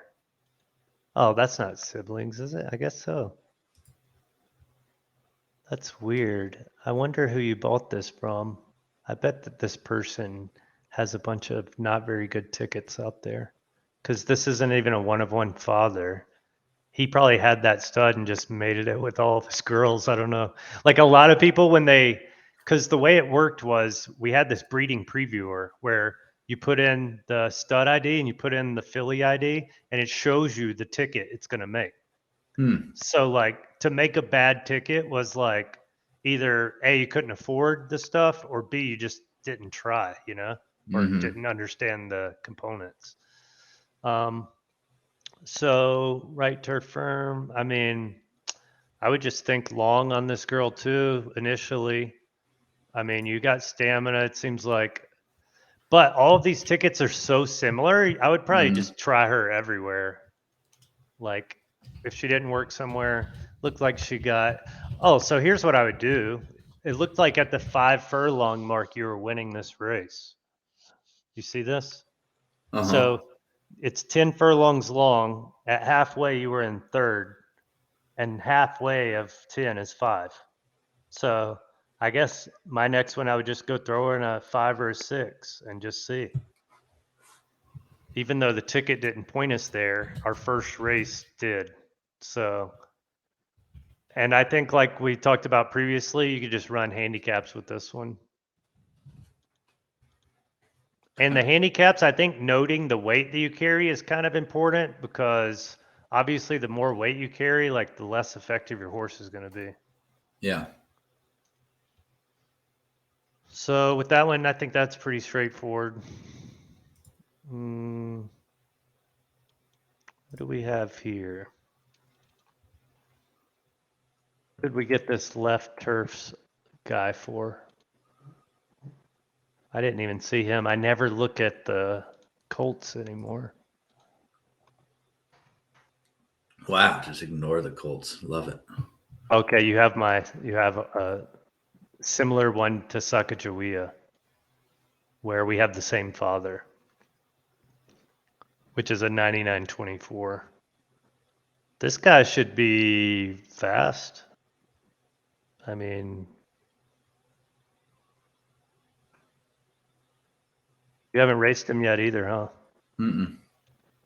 Well, he has very similar. I mean, I would probably race him 6 to 8. Do you see why? Like, here's your ticket, this one. Yeah. It just seems like all these, but you're the 53rd and there's 130. How much did you pay for this guy? I don't think very much.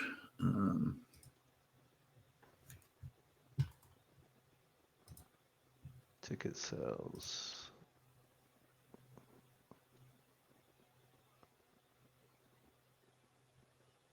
Tell me coming into this, what has been your experience like trying to figure all this out? Like what were the first steps you took and the first things you learned?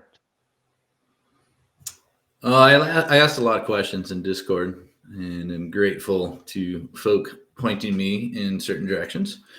A lot of intuition. For example, I think early on, Colts are going to be pretty worthless for anything besides racing. If you're getting 35 pokes a week with so few wounds to fill, I think it's going to be hard to sell stud fees, even for the best ones, for a while. So I naturally gravitated towards the fillies, read Paul's articles a bunch, gravitated towards matches and a lot of distance preferences. Price point wise, just seems like the A level is the best value. Didn't seem worth the discount to go down to anything on the A minus or below level. What led you to that idea? Because how do you know that without intuitively playing the game? It's like I know that because I've been playing the game. If an A horse is always supposed to be a B horse, not always, but supposed to, then there needs to be a distinct price jump there, which there currently is not. Yeah. And it just doesn't seem to me like a heavily boosted B horse is in the same ballpark as just your generic A horse. And the generic A horses are priced less. So by that reasoning, let's focus in on the more elite A horses without breaking the bank, which is how I ended up here. Yeah, I think that also just did a bunch of like clicking through races. This is a good discussion line, the morning line. yeah. Just looking at how regularly even like an A horse was just a bigger favorite than an A- horse. And plus just everything that Paul wrote seems pretty gold. So yeah, A horses. Yeah, A horses are really good too because there's max liquidity for them. So like they can run in those allowance you showed. They can run in handicaps, and handicaps are just the most populated races right now. Mm-hmm. Okay, it looks like 19.5. We got this baby for. Yeah, I think it's kind of cool too. I mean, you could pump your girl with him for free. Well, I think it'll be $50 in-house breeding. Even though I think I don't know. It's this guy Doofy? Yes. Okay, he came and did a stream, and I thought he was pretty great, just talking about his experiences at, and then one of the things he was talking about was breeding, and it's been pretty contentious because everyone is like, if we only have $50 inbreeding, then like it's just not enough. Like in my mind, I look at it as trying to make the team make money, right? Like I feel like a lot of other people are thinking about trying to make themselves money, but if we can create and generate a revenue stream for the team where they're making money, and then you show that to bigger investors, then you get sponsorships and stuff like that. But also, obviously, it has to be sustainable for players too. So I understand. And one of the cool things about them is just like, I don't know what their breeding fee is going to be, but Doofy brought an idea of it being 30% of what you listed the stud fee for, which I thought was really good because like for 2S's, their horse should cost more to breed than 2A's, you would think, Yeah. Okay. So that one, I think like I would start 7 to 9 and just race it.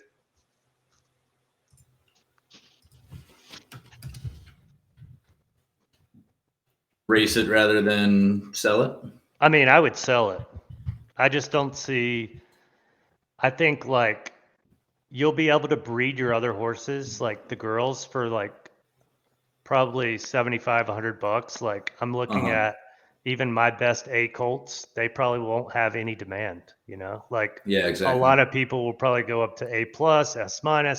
A lot of people just see an S. Like I don't really know because it's a lot of meta too, where like when we first started playing poker, you didn't know what the other person was going to do. So like when GVG comes in, I don't know if he understands how important Doc Holliday blood is, I don't know if he's going to choose to breed with him or if he'll just breed all of these horses in-house or what he will do. I can't predict that.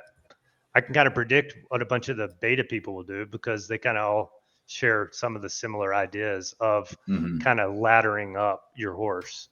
Now, some people will also inbreed on purpose. I saw this in beta where if you have, and I don't know if they will when we go live because it doesn't make sense, but to breed like 2S's that share a sibling, you could make like an A+ or whatever that would have like S speed. So whenever it was in the handicaps, it would be judged as an A+, but it has this stat that makes it really incredible, And so that'll be something that'll be interesting to watch as well. But I like that it's even possible to do that also. Like the inbreeding, I think penalizes you enough to where your horse is pretty much a donkey, but there are little niche areas that could be like an exploit or something, you know? Uh-huh. Next horse. But yeah, I mean, it's really like you're kind of at the point where you're just having fun too, right? Like, don't you just want to race these horses and kind of see what they're at? Like, it's Kinda, really up to but you. I mean, It's up to you on that one. I would say, but it makes more let's sense just to race with a purpose to me. yeah, let's just wait until we get done and then we'll just go analyze the market and look at what I think are like maybe the best buys on the market, and then you can decide. Does that make sense? Or is, I dig it. Sounds good. all right, Oxlong, Yeah. RTF, same thing. Let's see. All right, 87. We saw that there's what, 230? Have you raced this guy yet? Uh-huh. I have. Where I have believe you he's also tried? 1-for-1.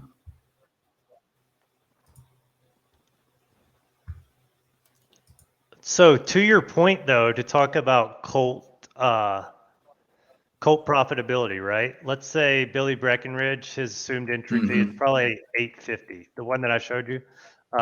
Let's say he is Yeah, yeah. 25% ROI. And let's say we agree that he will probably not be studding often. He might stud maybe like 3 times, you know, in my mind. Like how, and he might stud 0, right? Like an A Colt. Uh-huh. Don't you agree? Or what do you think? And just intuitively, I you don't don't have any think clue. Okay. any A Colts Okay. are All right. gonna stud. Perfect. Let's assume that. Let's assume that. Here we put no thing sold. And I don't know why it, oh, maybe I got to do this. Anyway, that puts him, if he's ROI of 20% and he can't ever sell his thing, that puts him at worth 470. Mm-hmm.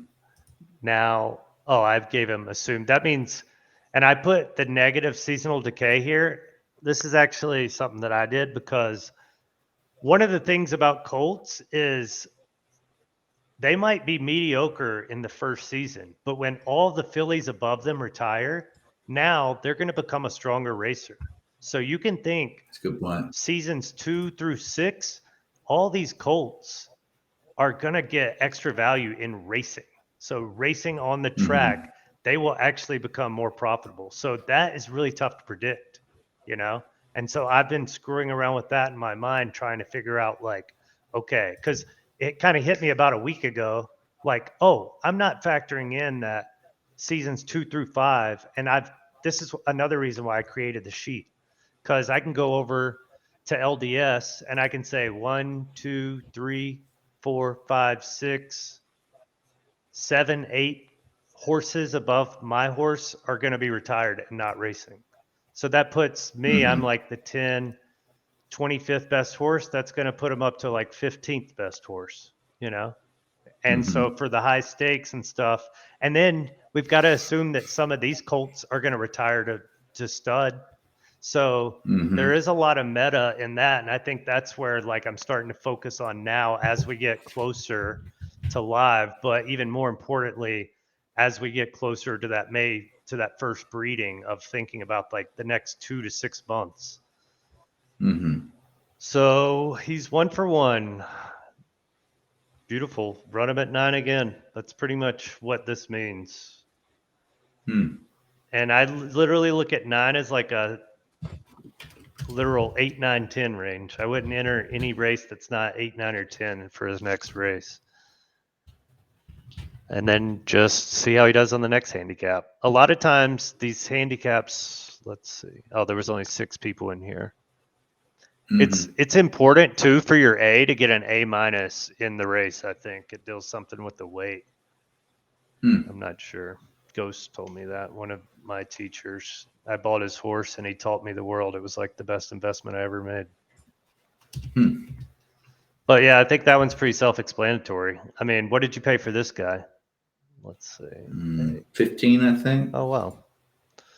So we just looked at 15 is about $400. I mean, we just looked at what a colt could be worth at $8 races and whatever over the next 5 months. And the way I look at that is the way I'll probably do it is like, try to sell them in season 4, like see if you can get anyone and then also at the end of their life, right? Like let's say they stop becoming profitable when all those new foals are able to race. You can just go throw them in a claimer race, like even claimers. I'm thinking like, because I've thought about that too. Is like, do these things just turn into glue? Which in beta they did, but claimers didn't have as much importance in beta, and they were at the very end when everyone had like tons of money and super horses. Yeah, it could be an interesting way to have horse liquidity this summer. Yeah, I mean, that's what is so cool about this game is I feel like there's so many different dynamics and possibilities and things to learn that it provides enough depth to keep it sustainable. Like I think like that's one of the things this team kind of really thought about, the macro vision, and has a good macro vision for it. And I think a lot of it probably is because on their previous games they were horse racing download games, so they've got like 12 million downloads on their games. So they've got tremendous experience in working with people and developing the like type of economies and stuff, although that was all free money. And this they're turning into. All right, so we have our last one, and this horse went up in value after their announcement.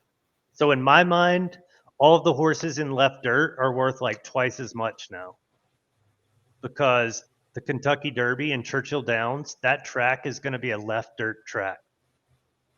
And they're going to have virtual Kentucky Derbies on the game as soon as May. So I expect that those races that they're hosting are going to have marketing. They're going to have added liquidity. They could be free rolls.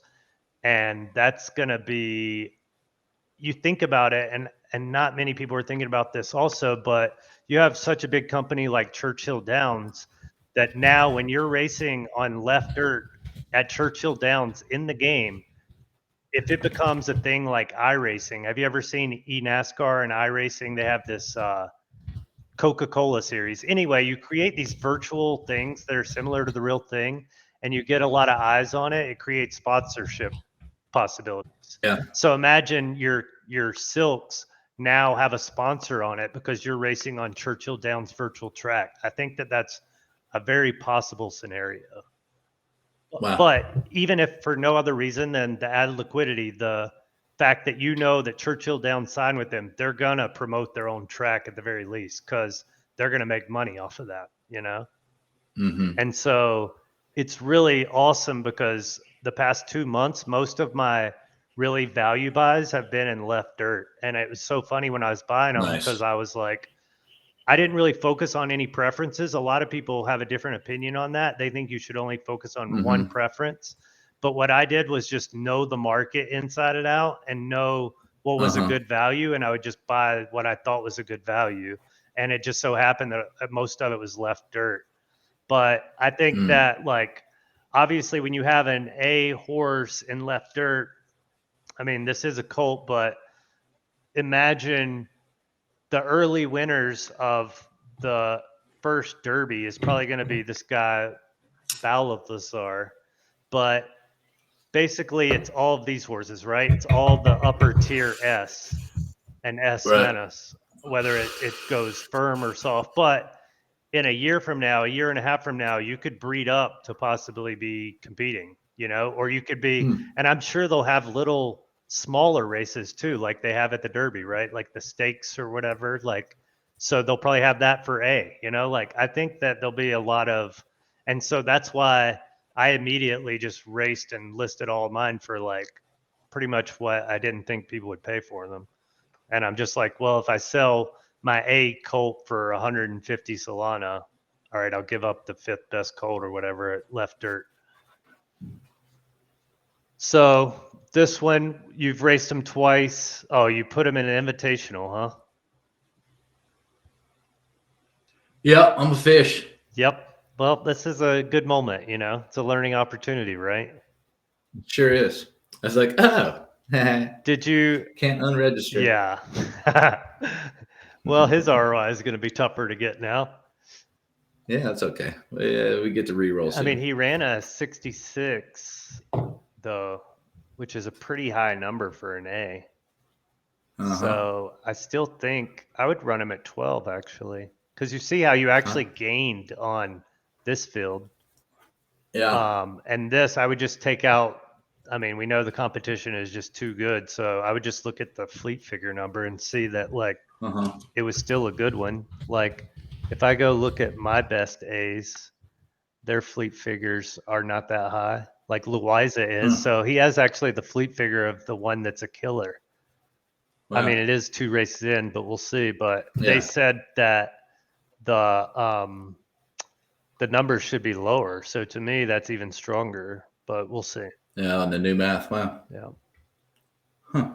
So yeah, I would Interesting. run that one in a 12, and that's what you got. And oh, we didn't even look at where he was on the sheet, huh?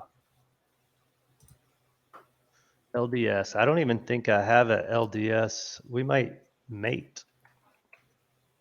Ooh. How did you notice that horse when it's ran twice and it's just a? Oh, I mean, if you didn't notice me putting in the that's what invitation, how else would you that's have how noticed I him? noticed. Gotcha. Because a lot of times I'll show you what I do. I'll write down when they last raced.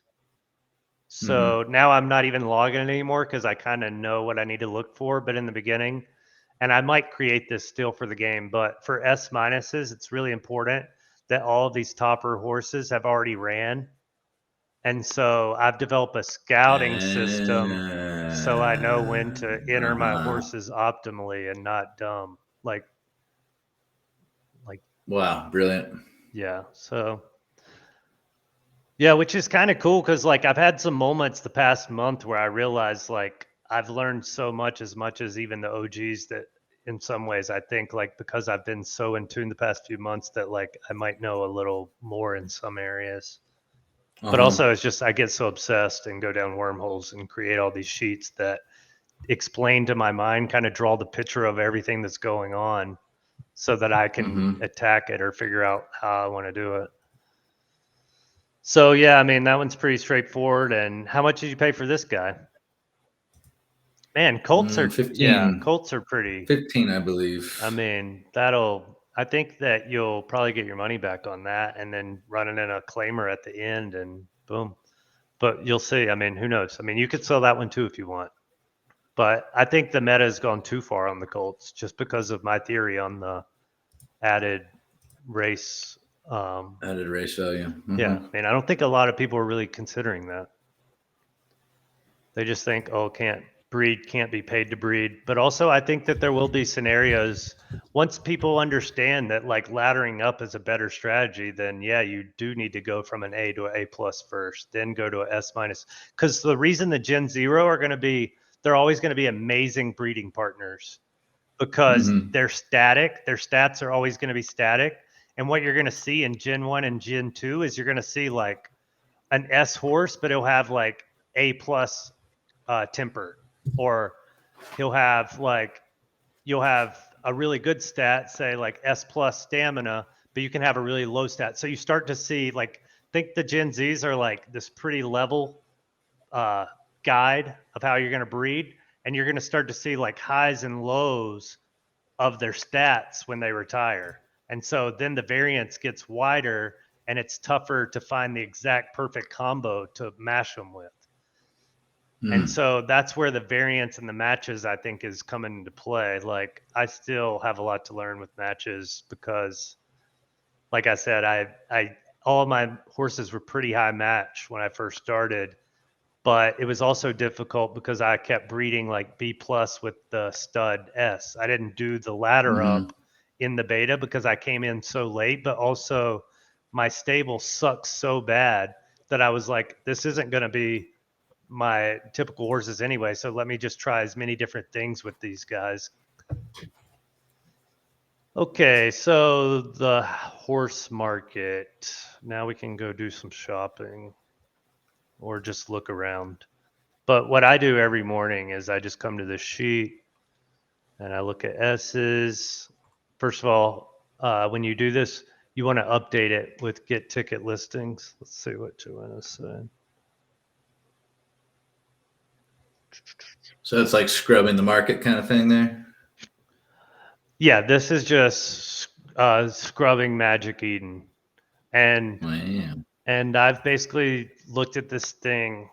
It's not this thing. There used to be a cooler site, but I've been doing this for like 3 months and mainly like at least daily, but most of the time for hours, just because I've been picking off like just good deals.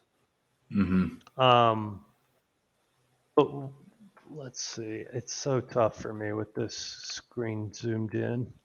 I know this will be a little tougher for you, but it's easier for me to see. Maybe I Yeah. can meet you in the middle. Let's see. Yeah. Find what's important, then we'll zoom back in. Yeah, basically, I do it by total boost. This is the first thing I'm looking at. Uh-huh. And then I'm looking at siblings. That's really important, especially like this one's left turf soft. So if we go look at left turf soft, we'll see, let's see, what were we looking at? Oh yeah. Oh, the dads is what I was going to show you. Mm-hmm. The predominant dads are 24 and 25. There are some 23s, but pretty much all of these horses to me have like a little bit limited value. There's this guy Pocono who he pretty much has all the unique blood in left turf soft. So he's got like Opus One, this horse right here. And the reason this horse is so valuable is because it's got 5 siblings and it usually is all about the stud because you're not going to find sharing fillies usually hardly ever. So it's really about Mm-hmm. just the stud.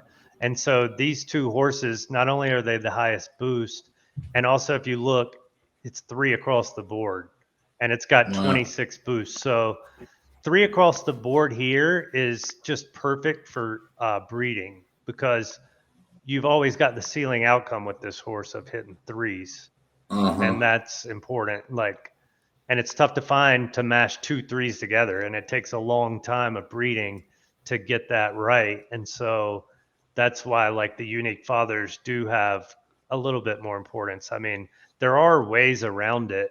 There are ways around it, especially when you have 3 fathers. Think about it. You can hit one of each 3 in a row, and by the 4th, you only need to go somewhere else one time before you can come back to them.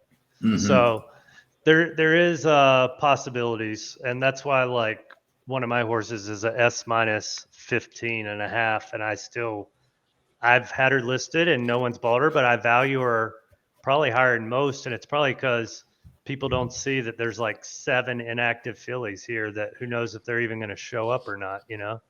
Hmm. So the market. So this is what I'm looking at. And so like this one was just listed yesterday. Seems like people are coming out of the woodwork. But these are S minus. These are literally the toughest to profit with. It's the toughest to enter the market with too. But Yeah, that was my intuition as well. yeah, it's really like these are going to pay off, but they're going to pay off like a year from now because these are going to Mm-hmm. breed all of the monsters. But in the initial racing, the S minus, and the reason I think this is because the population of the horse is so small, right? Like the Right. horses, there's only 20 here, or let's see, S minus, there's 38 horses. So if you're not in like the top 30%, you're probably not going to profit, you know? And you'll see Wyatt and Wild Horse, neither of these horses have been profitable horses. And a lot of that is because of how inactive all the competing tickets are, where I've been Yeah. racing above my head just to get data. Um, Yeah. but in the long run, I think like the S minus are great investments. It's just, do you want to wait a year for your investment to pay off? And when you're in a thing that's as risky as PFL or Z or any type of investment Mm-hmm. like this is, trying to do a year from now, you know, might not sound good to you. You might want to try to be raking in some now. And that's why like the A market is pretty good. But also, I think let's look at A plus. And the This is definitely not investment advice, though. no, I would never give that. But the A plus, I look at the same thing and like this horse is so unique, but they're similar to the S minus. I think they're even more profitable than the S minus because they can run in handicaps a ton and they can do really well in handicaps. Like one of this girl, I got her for 50 Solana. This is probably one of my better buys. It was like A plus. Let's go look at her on the chart.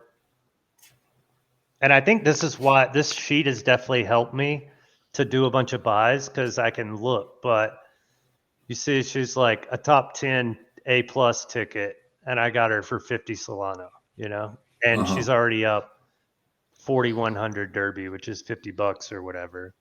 So it's like this sheet and just being in the market every day has allowed me to find the deals. And although the market is going to be way tougher right now because it's literally popping off, I think like just paying attention to the listings and Magic Eden page, like even before this sheet, like one of the things I'm always doing is looking right here, and it's items, and I have it listed by recently listed, and every single time an item comes up, I'm looking at it like, all right, here, this guy just posted his left turf soft, and oh, it's 99.24. Oh, this guy must be a doofus. I saw this guy buy this thing yesterday. But anyway, this is what I'm looking at every time. It's like any new ticket goes on there, if you can see it first, like there are going to be people that don't know what they have and misprice things, you know? And that's where all the studying, and if you have any questions about something before you buy, like just feel free to just send me the ticket or whatever, or be like, what do you think about this one? Stuff like that. But yeah, I mean, the market's high. I mean, the market's high right now for entry and everything. Like even this one is very similar to the one you have. It's pretty much a crapola ticket. Like it's I just priced it at that just because whatever. I think like this area is like the next area, the affordable area.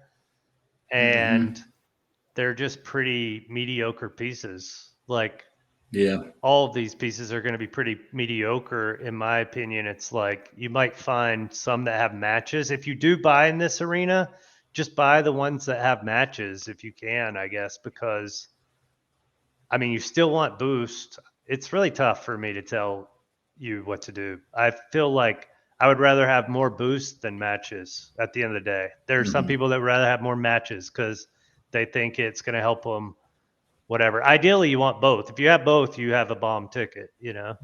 Right. And so and that's just like what I'm doing every day is looking at these. I wouldn't buy any A minus right now at all. Like, I just don't think, I mean, they're pretty much paying A people money, and they can get into the B plus and B minus arena given weight, but it seems like the high B plus, like when you look at, like, let's go look at A minus.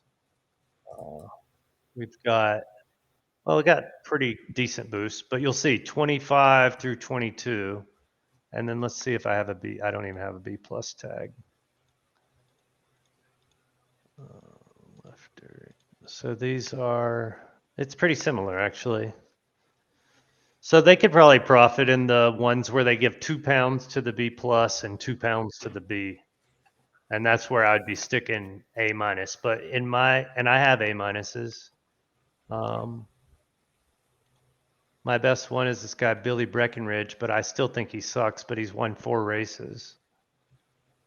And he's not podium any other races. Let's see. He's up like $40 and he's an A minus. But if you see, like, he just won some big races, and other than that, he just does nothing. He either wins or does nothing. And he has matches or whatever, but the B plus, wow. I mean, yeah, like everyone who has good horses just has everything priced high right now. I mean, it's almost like you should go buy this thing if you were going to put money into it. I was looking at that one. Yeah, I mean, I probably know they would probably, I don't know if you could get him for a deal or not. The guy, so GVG actually got a really good deal. And I was told not to talk about the prices, so I won't get into that. But I would just say that I would not have sold him Kate for what he got the horses for. And I think like 450 is like market value right now. I'm actually hoping this one sells so I can just list my Lisa, who I bought for like 190 a month ago for like the same price. Cause I wouldn't let her go for like less than 400 or 500. And mainly because Mm-hmm. if you look, and this is something we can look at, is like with Doc Holiday, this horse makes a really good mate because it only has one firm. And if we go look at Doc, I can probably turn the horse we just looked at to a right dirt soft. And there's no right dirt soft S's besides me. So like if I can do that, I automatically have my Doc replacement to go race in the right dirt soft and make my money at those tracks, you know? Strong. Yeah, I mean, this one, it seems to me like it didn't get a good roll. And that's just based on my races with it and like Kate out producing her. But all of these horses are so similar to me that it's tough for me to figure out. Like, if we go through and look, we can, and a lot of times I'll do this to see if people are racing their horse right. And the way that I was doing this was looking at ceiling fleet figures. And I don't know why people acted like they couldn't figure out the distance, because to me, whenever I have a ceiling fleet figure, it's usually an idea. And any data before the 7th of March, you got to throw out because that's when they changed the race math. So don't ever look at those races. Didn't they just change the math again 3 days ago? Yeah. And I'm sure they're going to keep making tweaks. I mean, I hope they do. I hope that it's not a finished product. I just hope that it's just like they've been doing. I don't know. I just trust them, but it's like one of those things.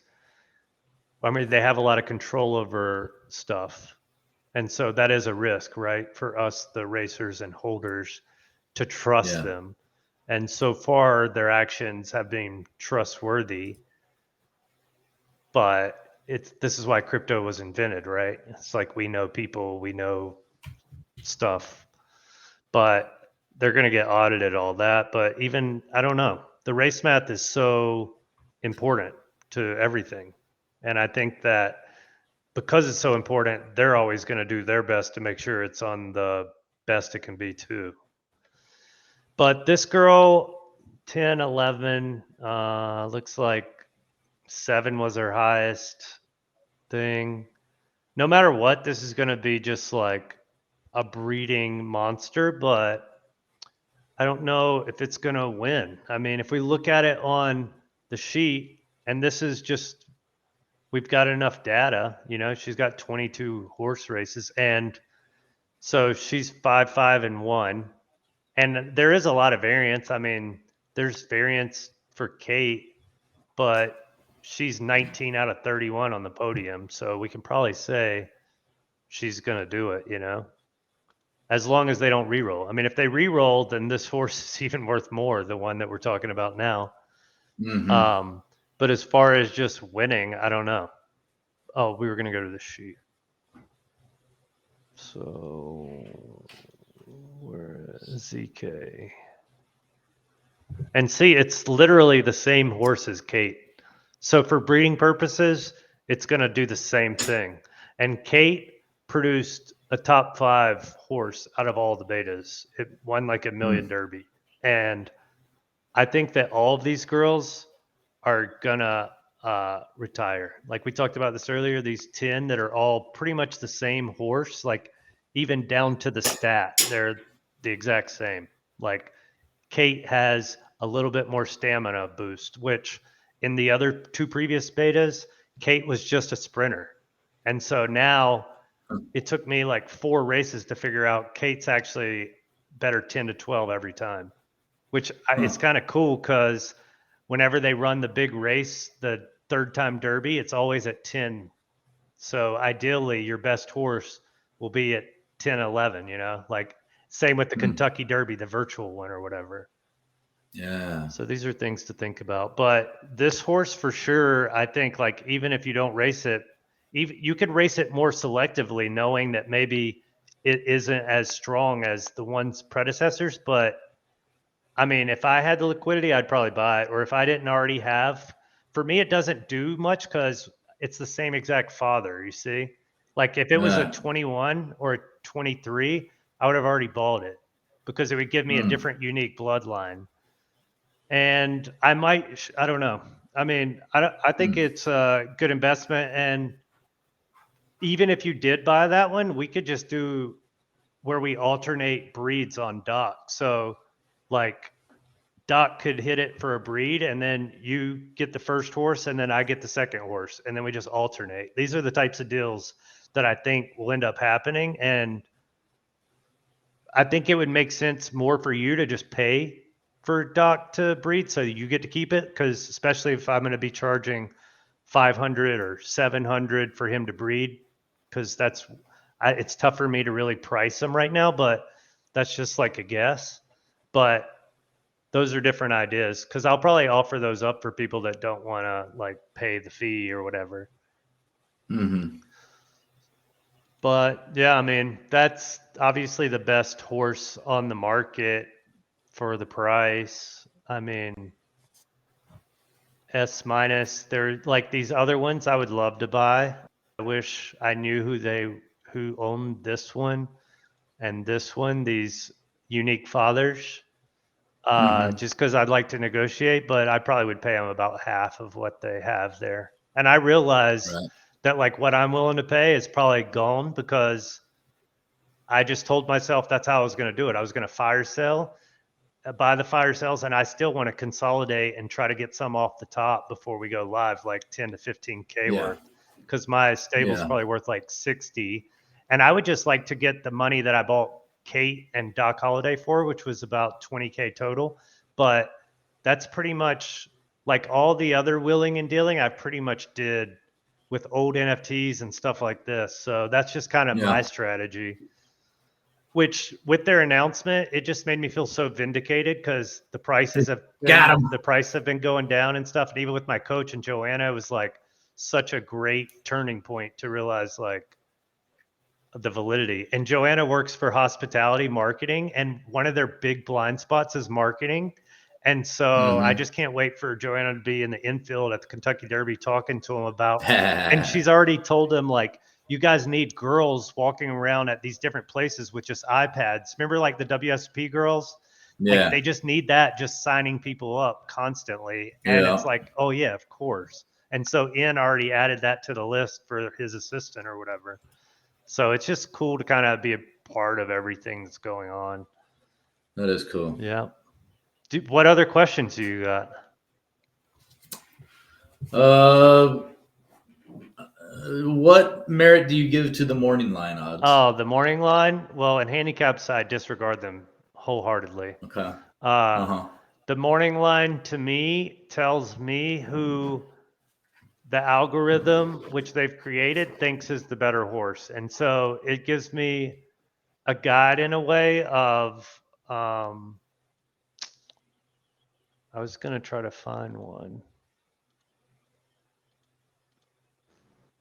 I guess we could just look at this one.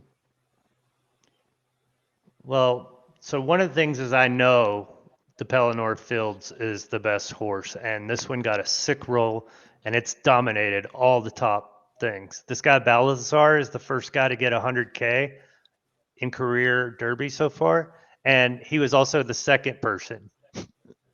So he's got two horses that have already crossed, and he's my buddy. We talk a lot. He actually just pulled off a huge deal. He like got rid of all of his right dirt, and he got the two biggest. He's got the top LDF colt and the top LDS colt, and so he's just setting himself up for the virtual Kentucky Derby. Like he's definitely the favorite to win it. That's badass. And so he just bought the Sparrow, which is the top LDS, and he's got the top LDF. But you'll see like Wow. here's Lagavulin and the Pelennor Fields. Those are the two best in my mind. I know they're the best. So let's look at the odds. It got Yielding. So with Yielding, the way I always look at this is I just get rid of the third column of stars and I kind of count them up. And that's just how I look at that. So Jaja Ding Dong, pretty much everyone is the same, except for Yeah. there's two people at a disadvantage, I think. Why Not Uh-huh. and no, just Why Not. Everyone else is same playing field. Now, if we go look at, and I've done this too, because this is interesting. When you start playing with this sheet and you start looking at, okay, this is what makes a good S, like here, and then we go look at LDF, you'll see like the top LDF ones look way tougher as a total horse. Like, Yeah. and the boost, there's like what 19 horses before you go below 18 and a half boost at the very top of S. Now, like, let's go Uh-huh. look at LDS. There's only 3. Uh-huh. So I would think that LDF horses in this race are going to be stronger than the LDS. And this is one of the things that's going to plague. So the idea of the LDS, right? They're more rare, Mhm. right? But early on, they're actually not going to be as profitable. And although I still give these things a lot of value, a lot of other people are wanting to see immediate results or Mhm. immediate profitability.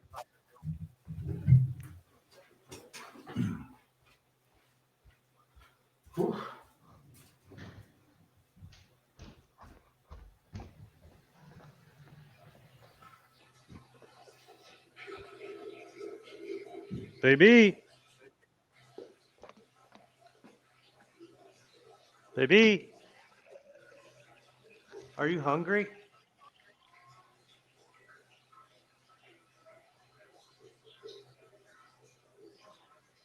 Well, do you want to order food? I'll be done in probably 20 or 30 minutes. We're going down a wormhole. Okay, I love wormholes. Yeah, I'll order food. What do you want? Whatever you get. Okay. Well, you know what I'll want.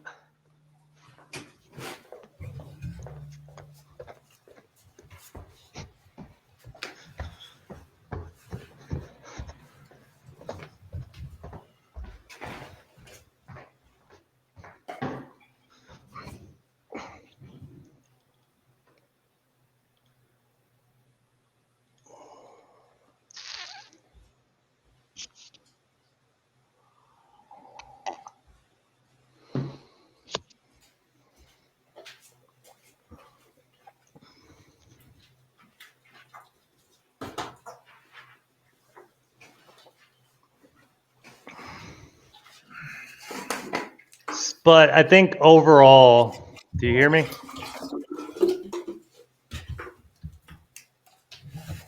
But I think overall, the morning line usually tells you who the best horse is. But Yeah, on that lineup, it seems pretty accurate. yeah, except for I think that Sparrow should be at like, he's probably, I don't think he's going to do well in this field. I don't know. Let's see. I mean, he's been racing against them, but that's on sloppy. See, on Yielding, dead last or close to it. Yielding, bad. Okay, gotcha. Yielding, this is one he did good, but if you look at the entry fee, it was probably against a lot less competition. Uh-huh. So for me, like the morning line is wrong here because there's no way. To me, I would have him as like one of the last people in the race. Does the morning line maybe miss on the weather a bit? It misses on the weather, and I don't know. I don't think the morning line is good. I think the morning line is just aggregating the total results and winnings and percentages. I don't think it's calculating Interesting. anything about the weather or the yielding or the outcome of that. And then So for unraced horses that get decent odds, can you assume they're actually a better horse? yeah, I mean, but I've seen like it just adapt to. I don't know, honestly, because there was a guy yesterday from Zed who bought a horse, put it in on left turf soft. It was a right turf soft, or vice versa, one of those. And the algorithm determined him as the favorite, even though he was obviously going to finish last because he's running off preference. Right. So I'm not Hmm. sure. Interesting. Yeah, I'm not sure because I don't know how it would dictate it unless it looked behind the thing at the math and the actual grade of the horse, which we don't Right. have access to. We'll never know until we retire them. When we Mm-hmm. retire them, it'll show us exactly what they are. It'll be like S plus start, Really? S speed, S minus finish. Yeah, which Wow. becomes awesome. And that's how you start to learn about how to breed because, if you have Yeah. plus here, you kind of want to get a ceiling S plus where you don't have it. So, because you're always wanting to try to hit that ceiling outcome, like we're playing DFS with like our lineup, we're trying to hit that optimal thing. And the way you do that is to try to get different ones, right? And I think Paul talks about that a little bit in the algorithm or in his thing, but the breeding to me is always the most complex and the toughest to learn, but I think that's great and that's what makes the game great. Yeah. And it's trial and error too, but I've already got to try it fucking hundreds of times, That's badass. Yeah. But I guess when does this race start? Oh, 46 minutes. But I always look at this too, like if you go to the leaderboard, you can see like if people are profitable or not. Like, and these are some of this is the guy I told you about, Big Brain, how he has three different stables, and then that's my stable. Wow. And I'm like, it calculates what I already have in, so it's up 5, but I think I'm up whatever my race is. I started with 25,000 Derby, and I have all of my horses are always in races. I have this thing. Right, yeah, I have this thing when like this girl, I've pretty much given up on her. I think she's just going to be a breeder or a seller. I hope I can sell her, but if not, I'll just breed her. But I've ran her everywhere, and she just can't get a job done. And I can't even enter in those allowances because she's never got a win. It's actually like a catch-22. I've even tried running her in maidens just to try to get that win so I can enter some of the allowances that you need a win, but yeah, can't. But also still like hashtag sample size. Yeah. Like 19 races is not that much. Yeah. I felt though that like I can tell you within 4 or 5 races, I think. Like if you don't podium in 4 or 5 races, you're either entering the wrong races or you probably don't have a horse that's gonna do well long term. Okay. So like Loiza, like all the good horses, I feel like even 3 races, but definitely 4 if you haven't. Yeah, and then the cool thing, and this is like tough to wrap my head around on how to do it, but we're with our old PFPs, you can stake those and get crown, and then you take your crown and put it on the racetrack, and you get a percentage of the race fees, kind of like race rakeback. That's cool. Yeah, I scooped up a couple of those because I can't help myself. Yeah. So I would say it's tough to be patient when you want to buy, especially when you're so excited and stuff. And I think it might not be wise to be patient right now. It's like, Right. I mean, seems like there's a wave coming with very little supply. yeah, I mean, even buying like the A right there, like it might not be a bad deal. I mean, I feel like I don't know. I mean, this one, well, it's got siblings. I just know this one will probably be a profitable horse. And I guess what, 2,400?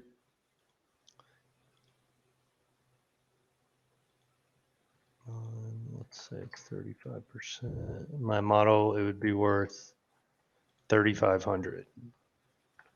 That's if you're even paying 57 stud fee, and your full value would be about 400 a season. which it could be worth more. But yeah, this is why when I kept looking at all this stuff, and it's why I raised all my prices on my A's, because like I'm like, for the money, these are the most profitable tickets you can buy, you know.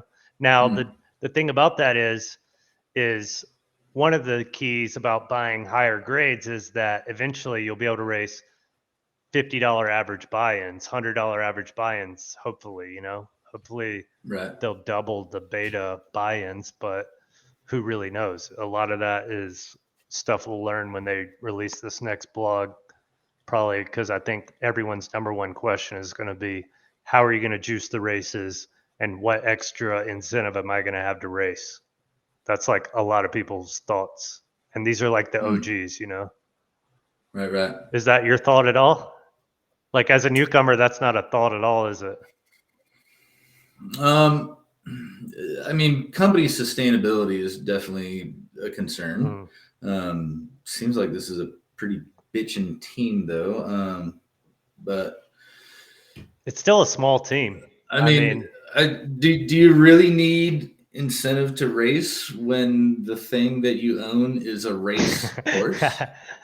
Yeah, I mean, and like it's not diluted like Zed was, and Zed was the thing. It was like, we're gonna run into all this glue that really isn't worth anything, but you find these diamonds in the rough, and those are what we're gonna pay attention to. But like you get like one race a day at best, and then when we go live, it's gonna be more like one race every 60 hours without risk of injuring your poor I'm pony. hoping that they stick to the 24-hour because, like you said, our population is so low that it would make sense to the team to just make it 24 hours. And I think that they noticed that right away in beta. And I'm pretty sure that they're smart enough to realize we need 12-hour cooldowns and 24-hour raceability, because think about, we already have a low population. Why would you cut the races in half that you can profit off of and make money off of? Yeah, that makes sense. And I think once every 24 hours is about the way it's supposed to be. Yeah. Especially when you're having to be selective, like the S minus. So like I wish I had some races coming up. Yeah. Like I just want to fucking go buy another horse so I can smash it into a race. Yeah. It's funny because I don't think, especially this summer, like there's going to be any problem generating race volume. You know, Zed was any sort of indicator. Like there was plenty of race volume for, you know, that whole first summer. What did they charge as ways like fees and rake and stuff like that? Because the proposed model here is they are going to take 10% rake. Yeah, they were taking 10% rake, and that was fine in the beginning. And they had 255, 10, 25, 50, 100, $500 races. Are these all heads up, or was that a thing that was introduced more recently? They were all 12 horse races. Okay. And they all went in a straight line. Yeah, I've seen that. It gets a little monotonous. I mean, even this will get monotonous after you watch thousands of races like I have. But but there's also like predictability in the algorithm. Like, you know, if you're in the lead with 300 meters to go, you're fucked. Oh, really? Yeah. Huh. So this feels like a breath of fresh air. You're saying they didn't have a real RNG for the thing, or no? They did have a real RNG, but like watching the races meant nothing. Oh, I see. That is what's cool about here. Like, that's why like knowing you were ahead at the halfway mark actually means something, because it gives you something to like look for, study, and like implement on the game. I have talked to some people that are horse race people though, and they're like one race, this horse like fell to the back and then it came back and won the race, and they're just like, that'll never happen like in a live race. Like, yeah, like some real OGs, probably like Sheets guys, you know. Because even Sheets, like I would keep talking to him, he'd keep posting about his horse, and then he put it in this wrong race, and I would try to like be like, yo, let me help you next time, and he would just throw it in another race, make a tweet about it, and then I was like, if you ever need anything, reach out or whatever. He's like, I could help these guys, like whatever. He wanted to get on the stream with them, and I'm just like, yeah, I mean, I think they got it, man. Like, you know, like we're like 2 weeks before launch. Like, no one can help these guys, right? Like, even Joanna, she had a meeting with them about just a marketing idea. And it's like, she's like, they only have like 2 weeks to implement this. Who knows? You know, they really do have a lot on their plate right now. So what are the other things about this game or questions you got? Do you think you understand a lot more about it now or what? I do. This has been an awesome session and reinforces a lot of things I've already thought of. The sheets data and like the relativeness of a horse and like considering what competition you're going to be against, I hadn't ever considered, and that's fascinating. Yeah, the idea of specializations like left dirt soft, for example, or is all very interesting to me as well. Yeah, there's a thing somewhere in the Discord that has a picture of it, and it tells you how many horses are in each grade and each preference. Yeah. And so that's an important guide. Mm-hmm. Wow, we did this 3 hours. 3 hours. And we never watched a horse race. We didn't look at a horse. It's just data and well, I guess cool that stuff. explains who I am, because I'm such a data nerd. I think that's why I loved DFS for so long. Obviously, I think that's why I liked poker. But with this, it's like there is so much to digest that it's just like incredible. But you can just hang out, watch the races with everyone, because everyone's going to be betting on these races. Yeah, there's already 600 in the pool, but I guess this one I would just wait and see, because Pelennor Fields and I guess 7 would be, well, see, they've already been bet on. So, and the definitely seems like waiting towards the end of the pool to bet is the optimal strategy. Yeah, and let's hear. I'll give you a strategy. I don't know if you're betting or not, but I need to figure out a VPN before I do such things. Yeah, I mean, if I just got Starlink though, that's the shit. Oh, really? Mm-hmm. Like, how much is it? Is it fast? It's fast as fuck. It's the best internet I've ever had. Come on. I was running off my cell phone before. It's 600 for the equipment, 120 a month for the service, and for an extra $20 anytime I want to turn it on or off, I can take it on the road. And I met some folk last week that are like van lifers. Yeah. And they've got the Starlink on the roof of the van. How big and is the like, equipment when you're talking about taking it? It's like small.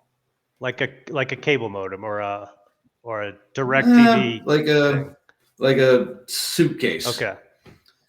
Kind of a little more So rectangular. you can't backpack with it, but you could take it in your car. I could take it in my raft. Okay. Did you or no? Not yet, Yeah. but I think I might this summer. But yeah, he just rolls in the van and like 75 miles an hour down the highway. She's working on perfect internet. Wow. That's awesome. Pretty neat. Yeah, that's sick. Well, yeah, that's my Super tutorial. easy too.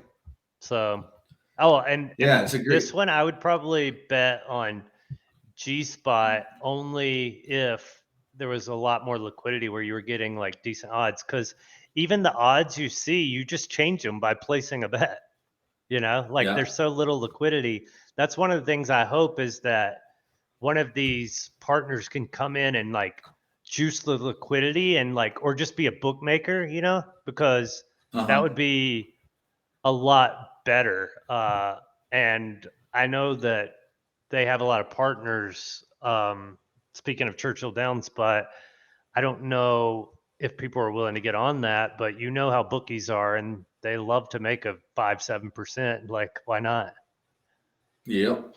So Yeah. Exciting stuff. yeah, well, good luck. If you have anything, you could text me or Discord. I'm always in the Discord. So Awesome. Dude. Thanks, man. Yeah, no worries. Appreciate you. Appreciate the time. I'm going to go run some ponies. Awesome. Enjoyed it. Later. All right, brother. Later.